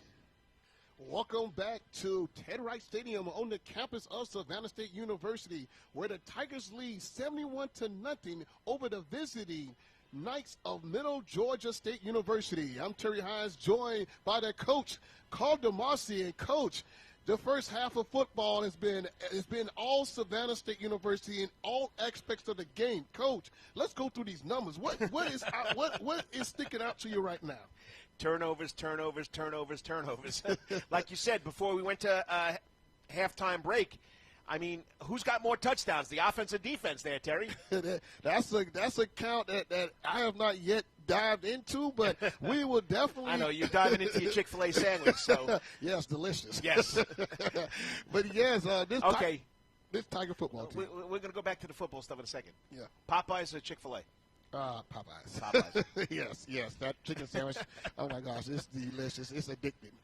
you put two Chick-fil-A sandwiches together, you got a heck of a sandwich. All right, so go ahead. So this Savannah State football team. Yes, this team here. What numbers that I mean, we turnovers is one of the biggest keys that we saw in this football game. But one thing that you've seen that the eye test. Have you seen that was just like, okay, this is a good football team. So. Well, you're talking about the eye test. So when I look across from our press box, from our broadcast booth, you have 30 guys on the other side from Middle Georgia State University, the Knights. There's 32, 33 guys dressed. You look over here, you got an abundance of, beautiful uniforms. I love them. The blue helmet, the blue shirt, the white pants. I mean, you got like 60, 70, 80 guys dressed on the sideline here. And you said there's another 50 waiting to come into play. So yeah. just the athletic build, the athleticism, the numbers. I had it in the back of my mind it would be a mismatch, and it sure was. And, we're going to go now into the second half. You got word, 8-minute quarters now. 8-minute quarters. In high school, okay, it's a running clock. Okay, when the opposing team, the winning team gets up by 30 points. So yes. In college, I guess, since it's, preseason, it doesn't count as a regular season game. They're going to go to 8-minute quarters. So hopefully Coach Quinn and the coaching staff, and I'm going to break right here, but there's McLeod on crutches, the black T-shirt with the gray shorts with the orange hat backwards, yeah. Number 63, which is Randall Curry, another offensive lineman. He's got a crutch on one side, too. So, that hurts, too. But, the good thing is, if there's a good thing from an injury, is it's, spring football. So yeah. Hopefully it's nothing serious. Yeah, that's what I'm hoping. It's not as wrapped up like, you will see in the air cast, which is always it's definitely a good sign. But when you was talking about what it reminded me of when you're saying that on one sideline you'll see about 30 guys, and the other sideline you see about 60 and 70 guys. That reminds me of how Camden County used to do. We used to have 100 people on the sideline, and all the Savannah schools are looking like it was busted. Well, I'll tell you, buddy, when I was at Groves, I had to play Camden County 3 times. I refused to be bought out. Wow. I had to go down there once. We played twice in Garden City Stadium and once in Camden. I refused to be bought out because they you played at Garden City. Yeah. There was no way I was going to give them the advantage of coming down and going down there. Why do I want to bring my kids down there to get bought out? So I made Camden come to me. Yeah, they dressed 140 kids. They brought 10 bus loads. But you know what? I wasn't going to let them do it. But, yeah, this is exactly what it reminds you of. A team that's, has a lot of participation, a lot of experience, It's a lot of explosive athletes, and that's what Savannah State's getting to. They're going to become very good for D2 because of their athleticism. That's what it comes down to. And don't forget, recruiting has a big recruiting has a big deal to do with it too. All right, the Tigers will receive the ball to start the second half. They had over 243 yards on the ground, 39 through the air. That's what we normally see from a Savannah State football team. Ball is caught at about the 14-yard line, and Carter with a full head of steam. He's going up to the 40, and he is tripped up at about the 41-yard line, and forward progress will push him to the 45. And who's making saving tackle? The kicker. The kicker. Number 80 right there, who is Will Simmons. So he prevented that return back to the house. All right, the Tigers. Or as you like to say, in the zone. In the zone. We're not taking it to the house. We're taking it to the zone. Oh, yes, as the Tigers' offense will start, and the question is who's going to be the quarterback coming in here. We have seen all the quarterback stats. Savannah State. No, we haven't. Cole Donahue. Cole Donahue is now in the game, a former Shark, Coach. Cole Donahue seeing some action. He played. I remember the receiver he had over there. I actually coached him in middle school in Fats. I can't even think of Fats' first name right now. Fats. The wide receiver that was the quarterback for a while, then went to wide receiver. James Shellman. Yes, James Shellman. Fats, yeah, that was his nickname. The kid was 5 foot. Sorry, I'll make it a bit. He was 6 foot, about 130 pounds, and they called him Fats. Cole Donahue gets his first run, and he is dragged down at about midfield and was able to get rusted about 6 yards in that carry there. Donahue is a big kid. Yes, very big kid, and he's a good kid. He loves Savannah State. He loves being here. He's 6'2", 210. I don't know about that 210. How about you? I think it's a little heavier than that. Don't tell me I told you that, because I see him a lot. So he came over and helped a little with Islands football this past year because of COVID. Okay. So he is built out there. That college cut right there. You can tell he's a college athlete now. Again, he gets the sign. Two receivers split to the right, one back in the backfield, and that's Mean Stevens. They used to play against each other in high school football in Savannah. And there's the bulldozer, and he's dragged down. Nope, they changed. He's not in the game. Oh, that's not Stevens. It's 22. 22. Who do you got there? That's Jay Williams, 5'10", redshirt freshman out of Macon, Georgia. Played at Central High School. So he's in the game. Was able to get about a good 2 yards on the play. It's 3rd and 1 for the Tigers. Another redshirt freshman. How many freshmen do we have on this team? Man. Tigers team is full of freshmen. Very like last year, they didn't have a lot of seniors. Ball is handed out, and he is met in the backfield. Immediately, that time they're making a tackle. Leading the pack was Rollins, the 6 foot, 200-pound junior, and that will bring us to 4th down here. 4th and 2. And what is the call coach is going to make? He's going to looks like he's. Wait a minute, they might be going for it. Are they going for it? Donahue was trying to get his first down of the first down drive. Ball is snap. He trying to get the call, looking to the sideline. Again. Play clock is at 12 seconds. He gives another bark to his offensive line. Claps his hand, and ball is snapped. Handed off. Finds a little bit of room there. He's got it. He got the first down. First down, Tigers. Gentlemen, move those chains. First down, Tigers. 5:52 remaining in the third quarter of action. Tigers lead 71-0. Cole Donahue gets his first down drive of today's game, and he's the 4th quarterback the Tigers went to in today's game, and all quarterbacks are getting some playing time today. Well, that's what's good. Everybody gets to share something, gets to play, and it's something they're always going to remember. Oh, yes. All right, 2 receivers split to the right, 1 to the left. Receiver goes into motion. Ball is snapped, and off again. Gets some room, bulldoze over a couple of players, but he's still up. Referees will blow the whistle at about the 35-yard line there. And again, this Tiger running game is just unstoppable. We weren't on?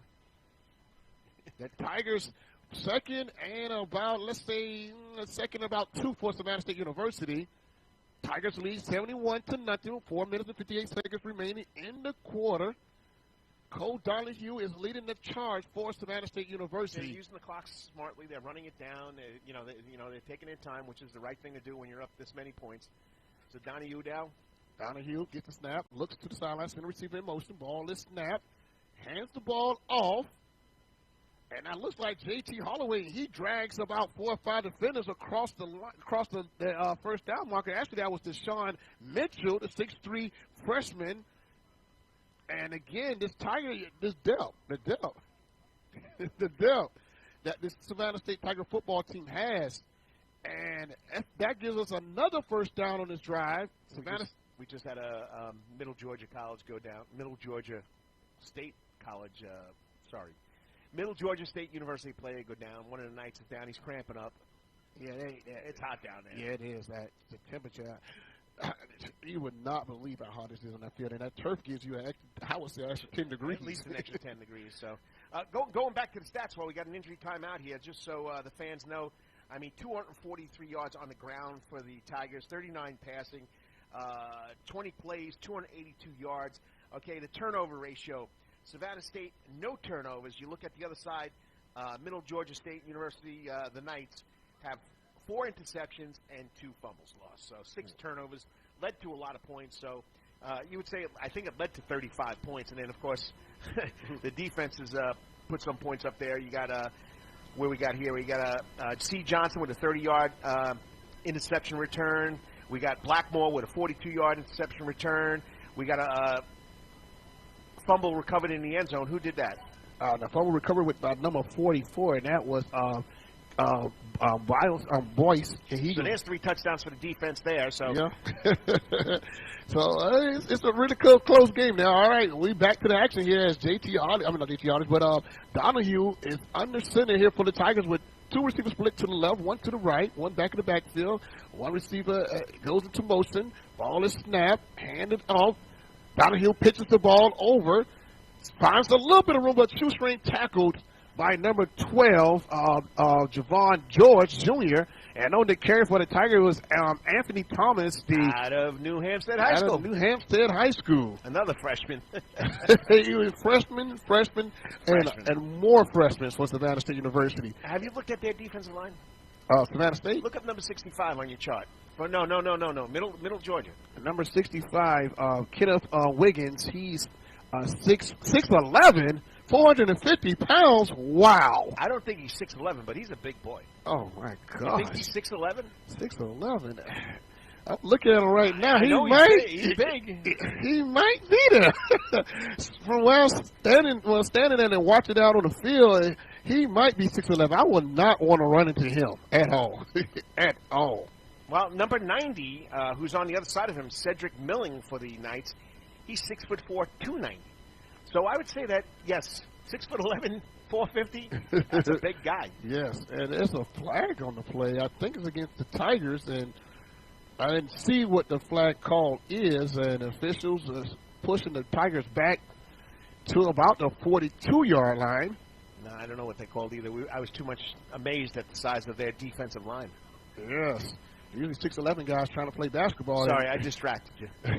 But again, it's second down for the Tigers. It had to be a personal foul of some sort, pushing them back that far. So Donahue has trips to the right, 1 receiver to the left, snaps the ball, fakes the handoff. Handoff is Tiger finding a little bit of room to the outside. There was number 9 on the carry for the Tigers, and that's Shamarcus Poole. You know, I could throw out my my Spartan chart out right now because we're going getting the ball. Yes, we're going, and it's usually it's too deep, so we're going 4 and 5 deep right now with the Tigers. It's third down for the Tigers from the Knights' 36-yard line, and the clock is continuing to tick. We're under 3 minutes here. We went to 8-minute quarters, as we mentioned. For the remainder of this game, with the Tigers 71-0 lead. They've held the ball the whole quarter, so almost 5.5 minutes on offense right now. All right, ball is faked handoff. Donahue with time throws the ball. Nice throw, to the outside. And his intended target that time there was Marquell Brown, a 5'8" freshman. Again, he's from Savannah Christian itself. So it's a Savannah Coastal Empire-fed football team for the Savannah State Tigers. Oh, they moved Marquell Brown to wide receiver. He came over here as a very, very good running back. Wow. Yeah, they're doing a lot. They're trying some new things this year. Early this year, we were, had a chance to talk with the coaches there. They're going to experiment a lot more with the pass. They don't want to be so one-dimensional on playing football. But the thing that surprised me is the time of possession in this game here. In the first half, the Tigers only had the ball for 10 minutes and 28 seconds. And almost was able to get that in, but Lockhart tried one of those end over ends, and the Savannah State specialist got down there, number 30, Jameson Pettiford, and he tried to smack it back out of Point University, and didn't happen. And then looking at back to this time of possession, Tigers are generally a team that owns the clock. They own the clock. Hey, that's always a true sign of a win for Savannah State. But today they're not owning the clock. 10 minutes, 28 seconds to 26-26 from Middle Georgia. To me, I'm looking at that, and you could contribute all that to a lot of turnovers in this game here. Tigers' offense ain't been on the field for a very long time. They were unable to score in that last drive there, but the clock is at 2:28, and Hester is back in the game. He looks to pass the ball, and he's immediately dragged down in the backfield for a second, and it appears Kyle Frazier, he gets the sack. Number 55. And he is, again, dapping up his D lineman that helped him get that pushback there. Well, they needed D lineman for this week, and Kyle Frazier, I mean, you have him as a running back, you have him as a tight end, you have him a defensive lineman. They've also used him as offensive lineman. So whatever the team needs, Kyle Frazier is willing to do it. And we'll tell you the story right after this.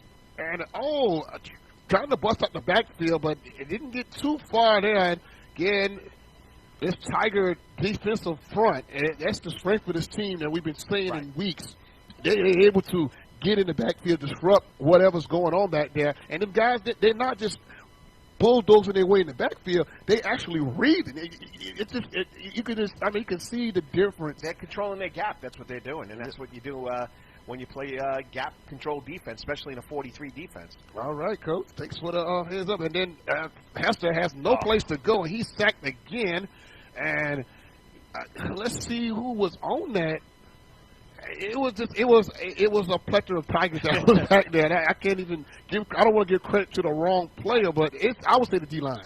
Yeah, well, that's the 6th on the game. Okay, McCrae's got 2, Newbill's got 1, Harris has got 1. We don't know who gets credit for that one, but like you said, the plethora of Tigers were on the quarterback right there. All right, quick. So here's your boy, 27, Mr. Smarty Howard back there. Smarty Howard will be punting the ball to a very dangerous punt returner. Ball is punted. Real nice high punt. And Carter is able to receive it at midfield, and there he goes, finding a little bit of room, out to the 40, busts his way up to the 35, to the 30, still on his feet, and tagged down at about the 31. But he took a nasty tumble there right there. He saw the daylight towards the end when we also have an injured Knight on the field. That looks like number 5 for the Knights, and that's Dominique Stanfield, the linebacker, 6'1" linebacker, junior linebacker. You hate to see that because he's been all over the field for the defense for the Knights, and he also made that tackle that Carter almost broke for a TD. Yeah, he took an awkward turn on that tackle there. And again, Coach, that's something that you don't want to see, especially in these spring football games. These guys out here trying to play. I would say remember the Titans, but I would say try to get the opportunity to get their feet wet until the real season happens. And I think this is going to probably start. I'm going to ask you. You think this is going to start to become a trend? Spring football against other institutions? Or are they going to continue to keep it as they have blue versus orange or in a squad? Scrimmages. I think they're gonna stay the way it always is. They're only doing this because, like you said, COVID-19, and they didn't play in 2019. So this was just get the kids on the field, get a feel for the game. But I don't think they're gonna ever have. You're never gonna see college scrimmages like we do in high school. So no, I don't believe it'll happen. The chance of someone getting hurt increases, and you're playing a meaningless scrimmage. I know you want to see what your kids can do, but you can see what your kids could do in practice. So, yeah, one scrimmage before the season, yeah, but I don't think during the spring. It's not worth someone getting hurt. Yeah, because, them big spring football games, like even at G-Day up in Georgia, everybody goes to the game because football is back. And right now we're experiencing a modified preseason for college football.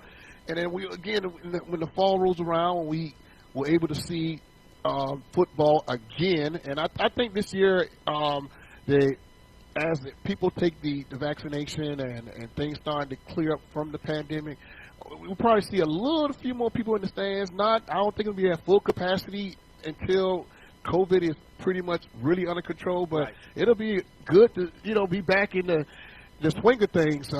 Well, we're going to watch what the Major League Baseball does. I mean, a lot of teams, and I know it's not the same sport, but a lot of teams are, you know, the stadiums still hold 45, 50,000. You know, teams are already staying 13% of the stadium. Like the Braves, they hold 41,000. We're only going to see about 14,000 in the stadium when that starts. So, yeah, we got to slowly get back into it. We just can't pile everybody in at one time. Yeah. Especially when everybody's not vaccinated. You're correct.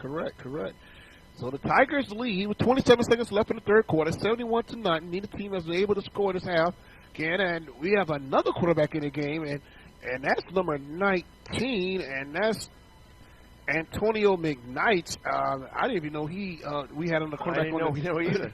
And he's a 6'2" sophomore out of Saunders, South Carolina. So we want to see what Antonio McKnight can bring to the table. He looks like another one of these athletic quarterbacks for Savannah State University. He's able to get about 7 on there. It'll be 2nd and 3 for Savannah State. Well, you know, the feeling is that if you don't have a mobile, agile, evasive quarterback, you're wasting a position. No longer are we going to see the guy that just sits back there and sits in the pocket, or just a control or a manager, as everybody likes to say. They're going to be looking for that kid that can do everything, the kid that can run, the kid that can pass, the kid that can put pressure on the corners.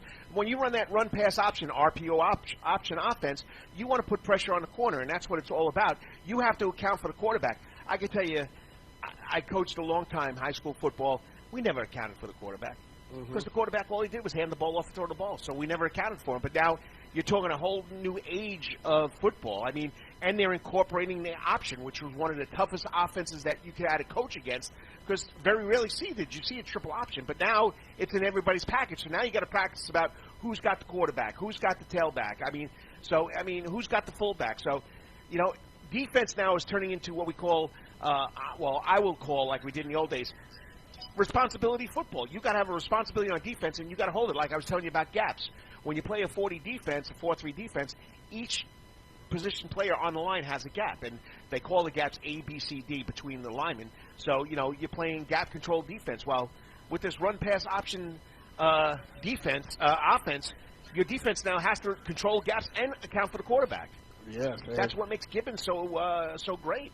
Yes, and you starting to see a lot. It's starting to migrate into the NFL as well. I think Michael Vick was one of the most innovative players, and he made it. You had Randall Cunningham back in the day. You had Warren Moon. Right. You had those guys there, but I think Michael Vick kind of just revolutionized the game of Cunningham football. Was the one that revolutionized. If you ask me, revolutionized it, because he was so multi-talented. I mean, we had quarterbacks before him that would run all over the place, like Fran Tarkenton. Oh, yes. I mean, but nobody as athletic as until we got Randall Cunningham coming in.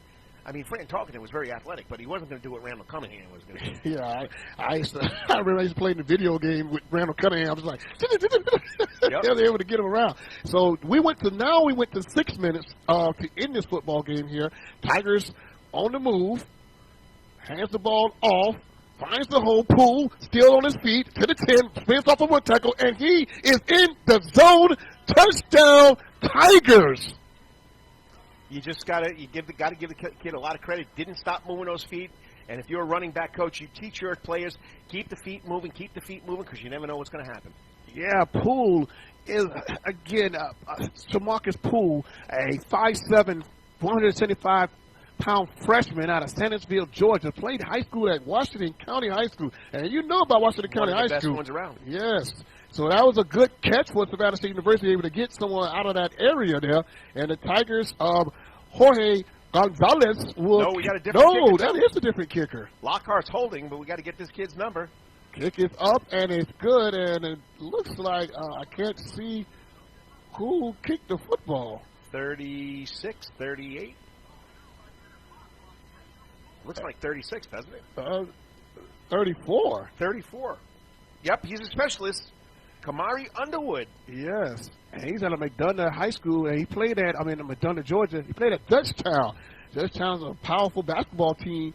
You know, one of the coaches out of the Hinesville area, Stacy King, yeah, he was one of the assistants with Dutchtown when they won the state championship on last year. So he's actually back in the area now. Is it? Yeah, so, yeah. Basketball coach or football coach? Basketball. Basketball coach? Yes. Where's he at? I believe at one of the private schools. I'm trying to think what private schools in Hinesville. First Presbyterian. I think that's the one. Yes, First Presbyterian. That's where he's at. They were a little down. No, they weren't down this year because they had some good games with Memorial Day School. Mm-hmm.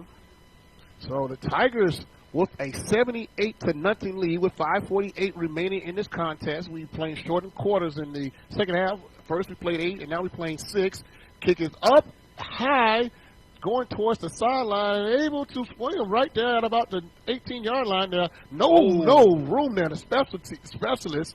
And on that hit there was number 44 for Savannah State University. And that's Boyce. And he, earlier. You've called that name a couple of times. Yes, he got him a touchdown today, too. So he's on cloud 9 right now. As the Tigers, the Knights will get another shot at this here at the 25-yard line. And again, we're going to make mention the Knights have not been on the opposite side of the field at all this game here. They have not crossed the 50-yard line yet. Yes, so the 45 has been at the closest they have ever gotten. Wow, they're calling us. Sounds like somebody is. Ball is handed off. A little bit of room to the sideline there. Not much space there, but brought down. How about the line of scrimmage there? On that run was Hester, the quarterback. Hester's back. Yeah, he's back, and he's able to scramble out to the side, but not enough to get any positive yardage. So it'll be 2nd and 10 for the Knights of Middle Georgia State University. Looking to try to put something together towards the end of this football game. 5 minutes remaining in this game. Hester with plenty time to move around. Saw space behind, did not see behind him, but the pass is picked off with room in front of him. He is in the zone. Touchdown, Tigers, and that time there with the interception and with a pick 6 was number 39, and we don't have a name for him. So they pulled out all the shirts today. Yeah, all the uniforms are being pulled out there, and there's no 39. Yeah, so I don't know we'll probably get worried about whose number 39 is. Mr. Little didn't even come over the PA with it. So, a lot of times, when they print out these rosters there, coaches will put on some extra players in there. Well, I'm going to dress this guy anyway, and it never gets over to the media in time. Well, Lockhart's going to get his turn now to kick it. He's been doing all the kickoff duty. He's holding by Braxton Chadwick. All right, here we go. Feaster is snapping out of South Effingham. Nice snap. Oh, good kick. Great kick. And and the catch by the member of the ROTC. And he is happy back there. He was able to catch the football. Sign him up. He might, and Coach Quinn might have saw that and said, hey, that looked pretty good there. Well, I hate to tell you, the specialists are pretty good. These young guys, all freshmen this year, pretty impressive. These freshmen reminds me a lot of that old Michigan basketball team at 5'5". The Tigers' whole secondary freshmen, specialists are freshmen. You got quarterbacks that's freshmen. Yep. This is a very young football team. The thing is, this is scary for the SIAC when you got these many young guys already playing now. It's going to be a problem. This honestly will help with recruiting too, because everybody wants to play for a good school. Well, hopefully by the time we do this again, we'll have a breakdown of who's in what class, because there's a bunch of FRs on this roster. FR standing for freshmen. Yes, and we have a lot of red shirts on this as well. We got to give Josh Peacock, a lot of credit for all this paperwork and all the stuff we got. Oh yes, makes our job a little easier. Much easier. And Lockhart again doing a kickoff duty. There we go. A nice kick. Ball is caught about the 5-yard line there. Sizemore football looking to survey the field. Gets back, hurt over one player, and was upended at about the 20-yard line there. So it'll be 1st and 10 with 4:35 remaining in the contest. Tigers will be 85-0. Probably one of the most lopsided scores the Tigers have had in many decades. Yep. Again, I don't have my book in front of me. I usually keep it with me. I'm ashamed that I don't have it with me because I have all the records. It's the second game of the year.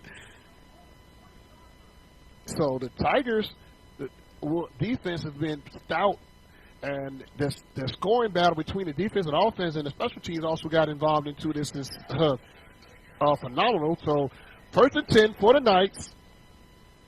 4 minutes, 35 seconds left. Play clock is at 0. And I'm wondering. I don't think they're going to call it delay. Yeah. Oh, the chain. The chain on the side's not working right. They got to unwrap it, unrattle it, and one of the coaches from Middle Georgia is coming over to assist as well with the chain. Chain is very important in this football game because you can't get no more first downs without that chain. Chain game members are very important parts of this football game. You would not know how important they are, especially in the high school football field when there's nobody there. And I've seen coaches had to come out and grab the chains on the team just to get the game started. Oh, we had to use a lot of athletic tape to put chains together one time. Ball is snapped. Nothing there. Brought back in the backfield there. And again, Boyce is on the play. No gain on the play. It was a loss of maybe 2. Pushed them back to about the 18-yard line, 2nd and 12. 4 minutes and 10 seconds remaining in this game. Tigers lead 85-0. And you can tell Boyce is, a senior, physically built out there. He moves well to the ball, both laterally and north and south. So he's getting a lot of PT here. No play in the backfield. Hester's pass is caught. Nice quick move, but again, not a lot of space there for him to make a move there. He was able to get a few yards there, and that was Jeremy Blanning, the freshman wide receiver for the Knights, pretty much getting the ball right back to the original line of scrimmage. So it'll be 3rd and 10, a 2-yard gain on the play. You know, when we got the stats in the second quarter, Middle Georgia had 4 first downs. They have not had a first down since. Wow. And they had a negative 34 yards of offense. Then Hester, all receivers split it out. Hester with time, throws the ball to nobody. He was expecting Sizemore to cut, on that post route. But what he saw was he saw Harris coming at him. He got rid of the ball quickly. Yep, Kyle Harris, number 55. To go back to his story. He signed his national letter of intent to come to Savannah State out of Glen Hills High School, and he was diagnosed with Hodgkin lymphoma, found a lump in his neck, went through a lot of treatment, and Savannah State still honored his scholarship, worked his tail off to get back here, a lot of rehab, and here he is, back on the field playing football for the Tigers. And the Tigers, 4th down, ball is punt, is up, nice punt. Good pitch. And a flag on the play there, and I wonder what the call is here. We got 2 flags on the field. It's got to be holding. Yeah, it's holding. And let's see who they're holding it again. Is it against Savannah State, or is it against? Well, we got that official there called holding. That official there also called. He's calling something. He's calling holding as well. So I guess both of them saw the same thing, and the flag is on the 35-yard line. Goes against Savannah State. It could be a first down here. Holding Savannah State.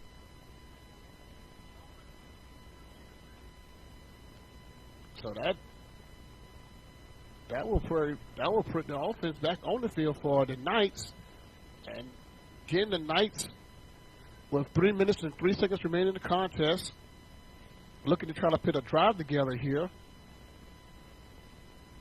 They haven't seen the other side of the. And as we wait in this... No, it'll be Tiger football, but they're going to move it back 15 yards from there. Oh, okay. So Savannah State will get the football back after the flag. Well, you're right. It's going to push them back to the 32-yard line. So Savannah State University with 3 minutes and 3 seconds remaining in the game. Let's see who's going to be the quarterback. Donahue's now the quarterback, so we've been bouncing from quarterback to quarterback. Quarterback carousel here at Savannah State. We have Donahue, the Savannah native, played football at Islands High School. He has 2 receivers split to his right. I know he is left. Gets the call. Claps. Hands the ball off and finds a head of steam there. Puts it to the 22. Close to the midfield. Up to about the 41-yard line. And on the carry for the Tigers was number 22. And that's Jay Williams, 5'10", redshirt freshman out of Macon, Georgia. Again, the Tigers have so many backs. Well, you got so many young kids, Terry. You don't know, and this is what it's all about. This is what see what they can do. I know, the opponent is depleted, is exhausted, and But, you know, you still want to see how hard they're going to play against somebody, and it's a great way to give these younger guys a chance to do this. All right. So Donahue gets the call from the sideline. He looks, got two receivers split to the left this time, and one back in the backfield, claps his hands, hands the ball off again, finds a big gaping hole, and able to get across midfield to about the 44-yard line, 46-yard line there. Again on the carry for Savannah State is Jay Williams. So just run the ball up the middle, just keeping it between tackles and just trying to get out of here without scoring another touchdown. I mean, you really don't want to demoralize the team even more. And it's 3rd and about 2 for Savannah State University. You remember that Miami and Florida State score that they put on Savannah State way back when, don't you? Oh, yes, I do. We got two receivers split to the left again. One back in the backfield. Donahue gets the call. Clasps his hands. Hands the ball off to the Jets on a jet sweep, and finding a little bit of room now, up to the 30, still on his feet, and popped out of bounds at about the 20 as he hurdles to the 20-yard line there. And that was number 88 for Savannah State University. And again, we don't have a name for him. Nope, no 88 down there either. Maybe that was 86, Julian Roberts. I wouldn't doubt it's Julian Roberts, tight end. Yeah, I wouldn't doubt it's him at a Memorial Day school. So again, the Tigers are moving the football and moving the chains as Donahue is putting together a successful drive. Under a minute remaining in the contest. Tigers are probably looking to try to burn as much time, and we'll probably see them get in the victory serve formation pretty soon, and that's what it looks like they are getting into right now. So Donahue snaps, calls for the snap, ball is snapped. He stands and takes the knee. Very, very, very loyal about Savannah State University, being showing sportsmanship. Oh, you got him. You got him. Donahue just will have negative yards on his stat line. Contribute to this here. But Coach, look at my stats, Coach. Yeah. No one called Donahue. He's not even going to worry about it. He's not even going to worry about it. That's the type of kid he is. He just wants to play some football. And that's right here. Will probably be the last play of the game. He takes the knee. 20 seconds remain, and I believe that will be the last play of this contest here. The Tigers will go up with a 85-0 victory in the what we call the preseason of college football. Or you could count it as 2020 season. For the teams that didn't play a full season like the big boys did in Division I. So, teams that lost out Division II, Division III, they're getting some play time here, and it's only going to help them out. And they're going to, like you said, the defensive backs, all freshmen. They went up against a good West Alabama team 2 weeks ago. You said they looked a lot different. You were there. I listened to it on the internet. So, you know what? That's what it's all about. Getting better. So, any closing remarks for our fans that's going to be watching the game, watching football in the fall? I just can't wait for the fall. I can't wait till August camp opens up, and in September we get kicking off. Especially Valdosta State. That's going to be a lot of fun. That's my other son's alma mater, Valdosta State. So it's going to be a little family rivalry going on right there. But I can't wait till it really, we really see what it's like in September.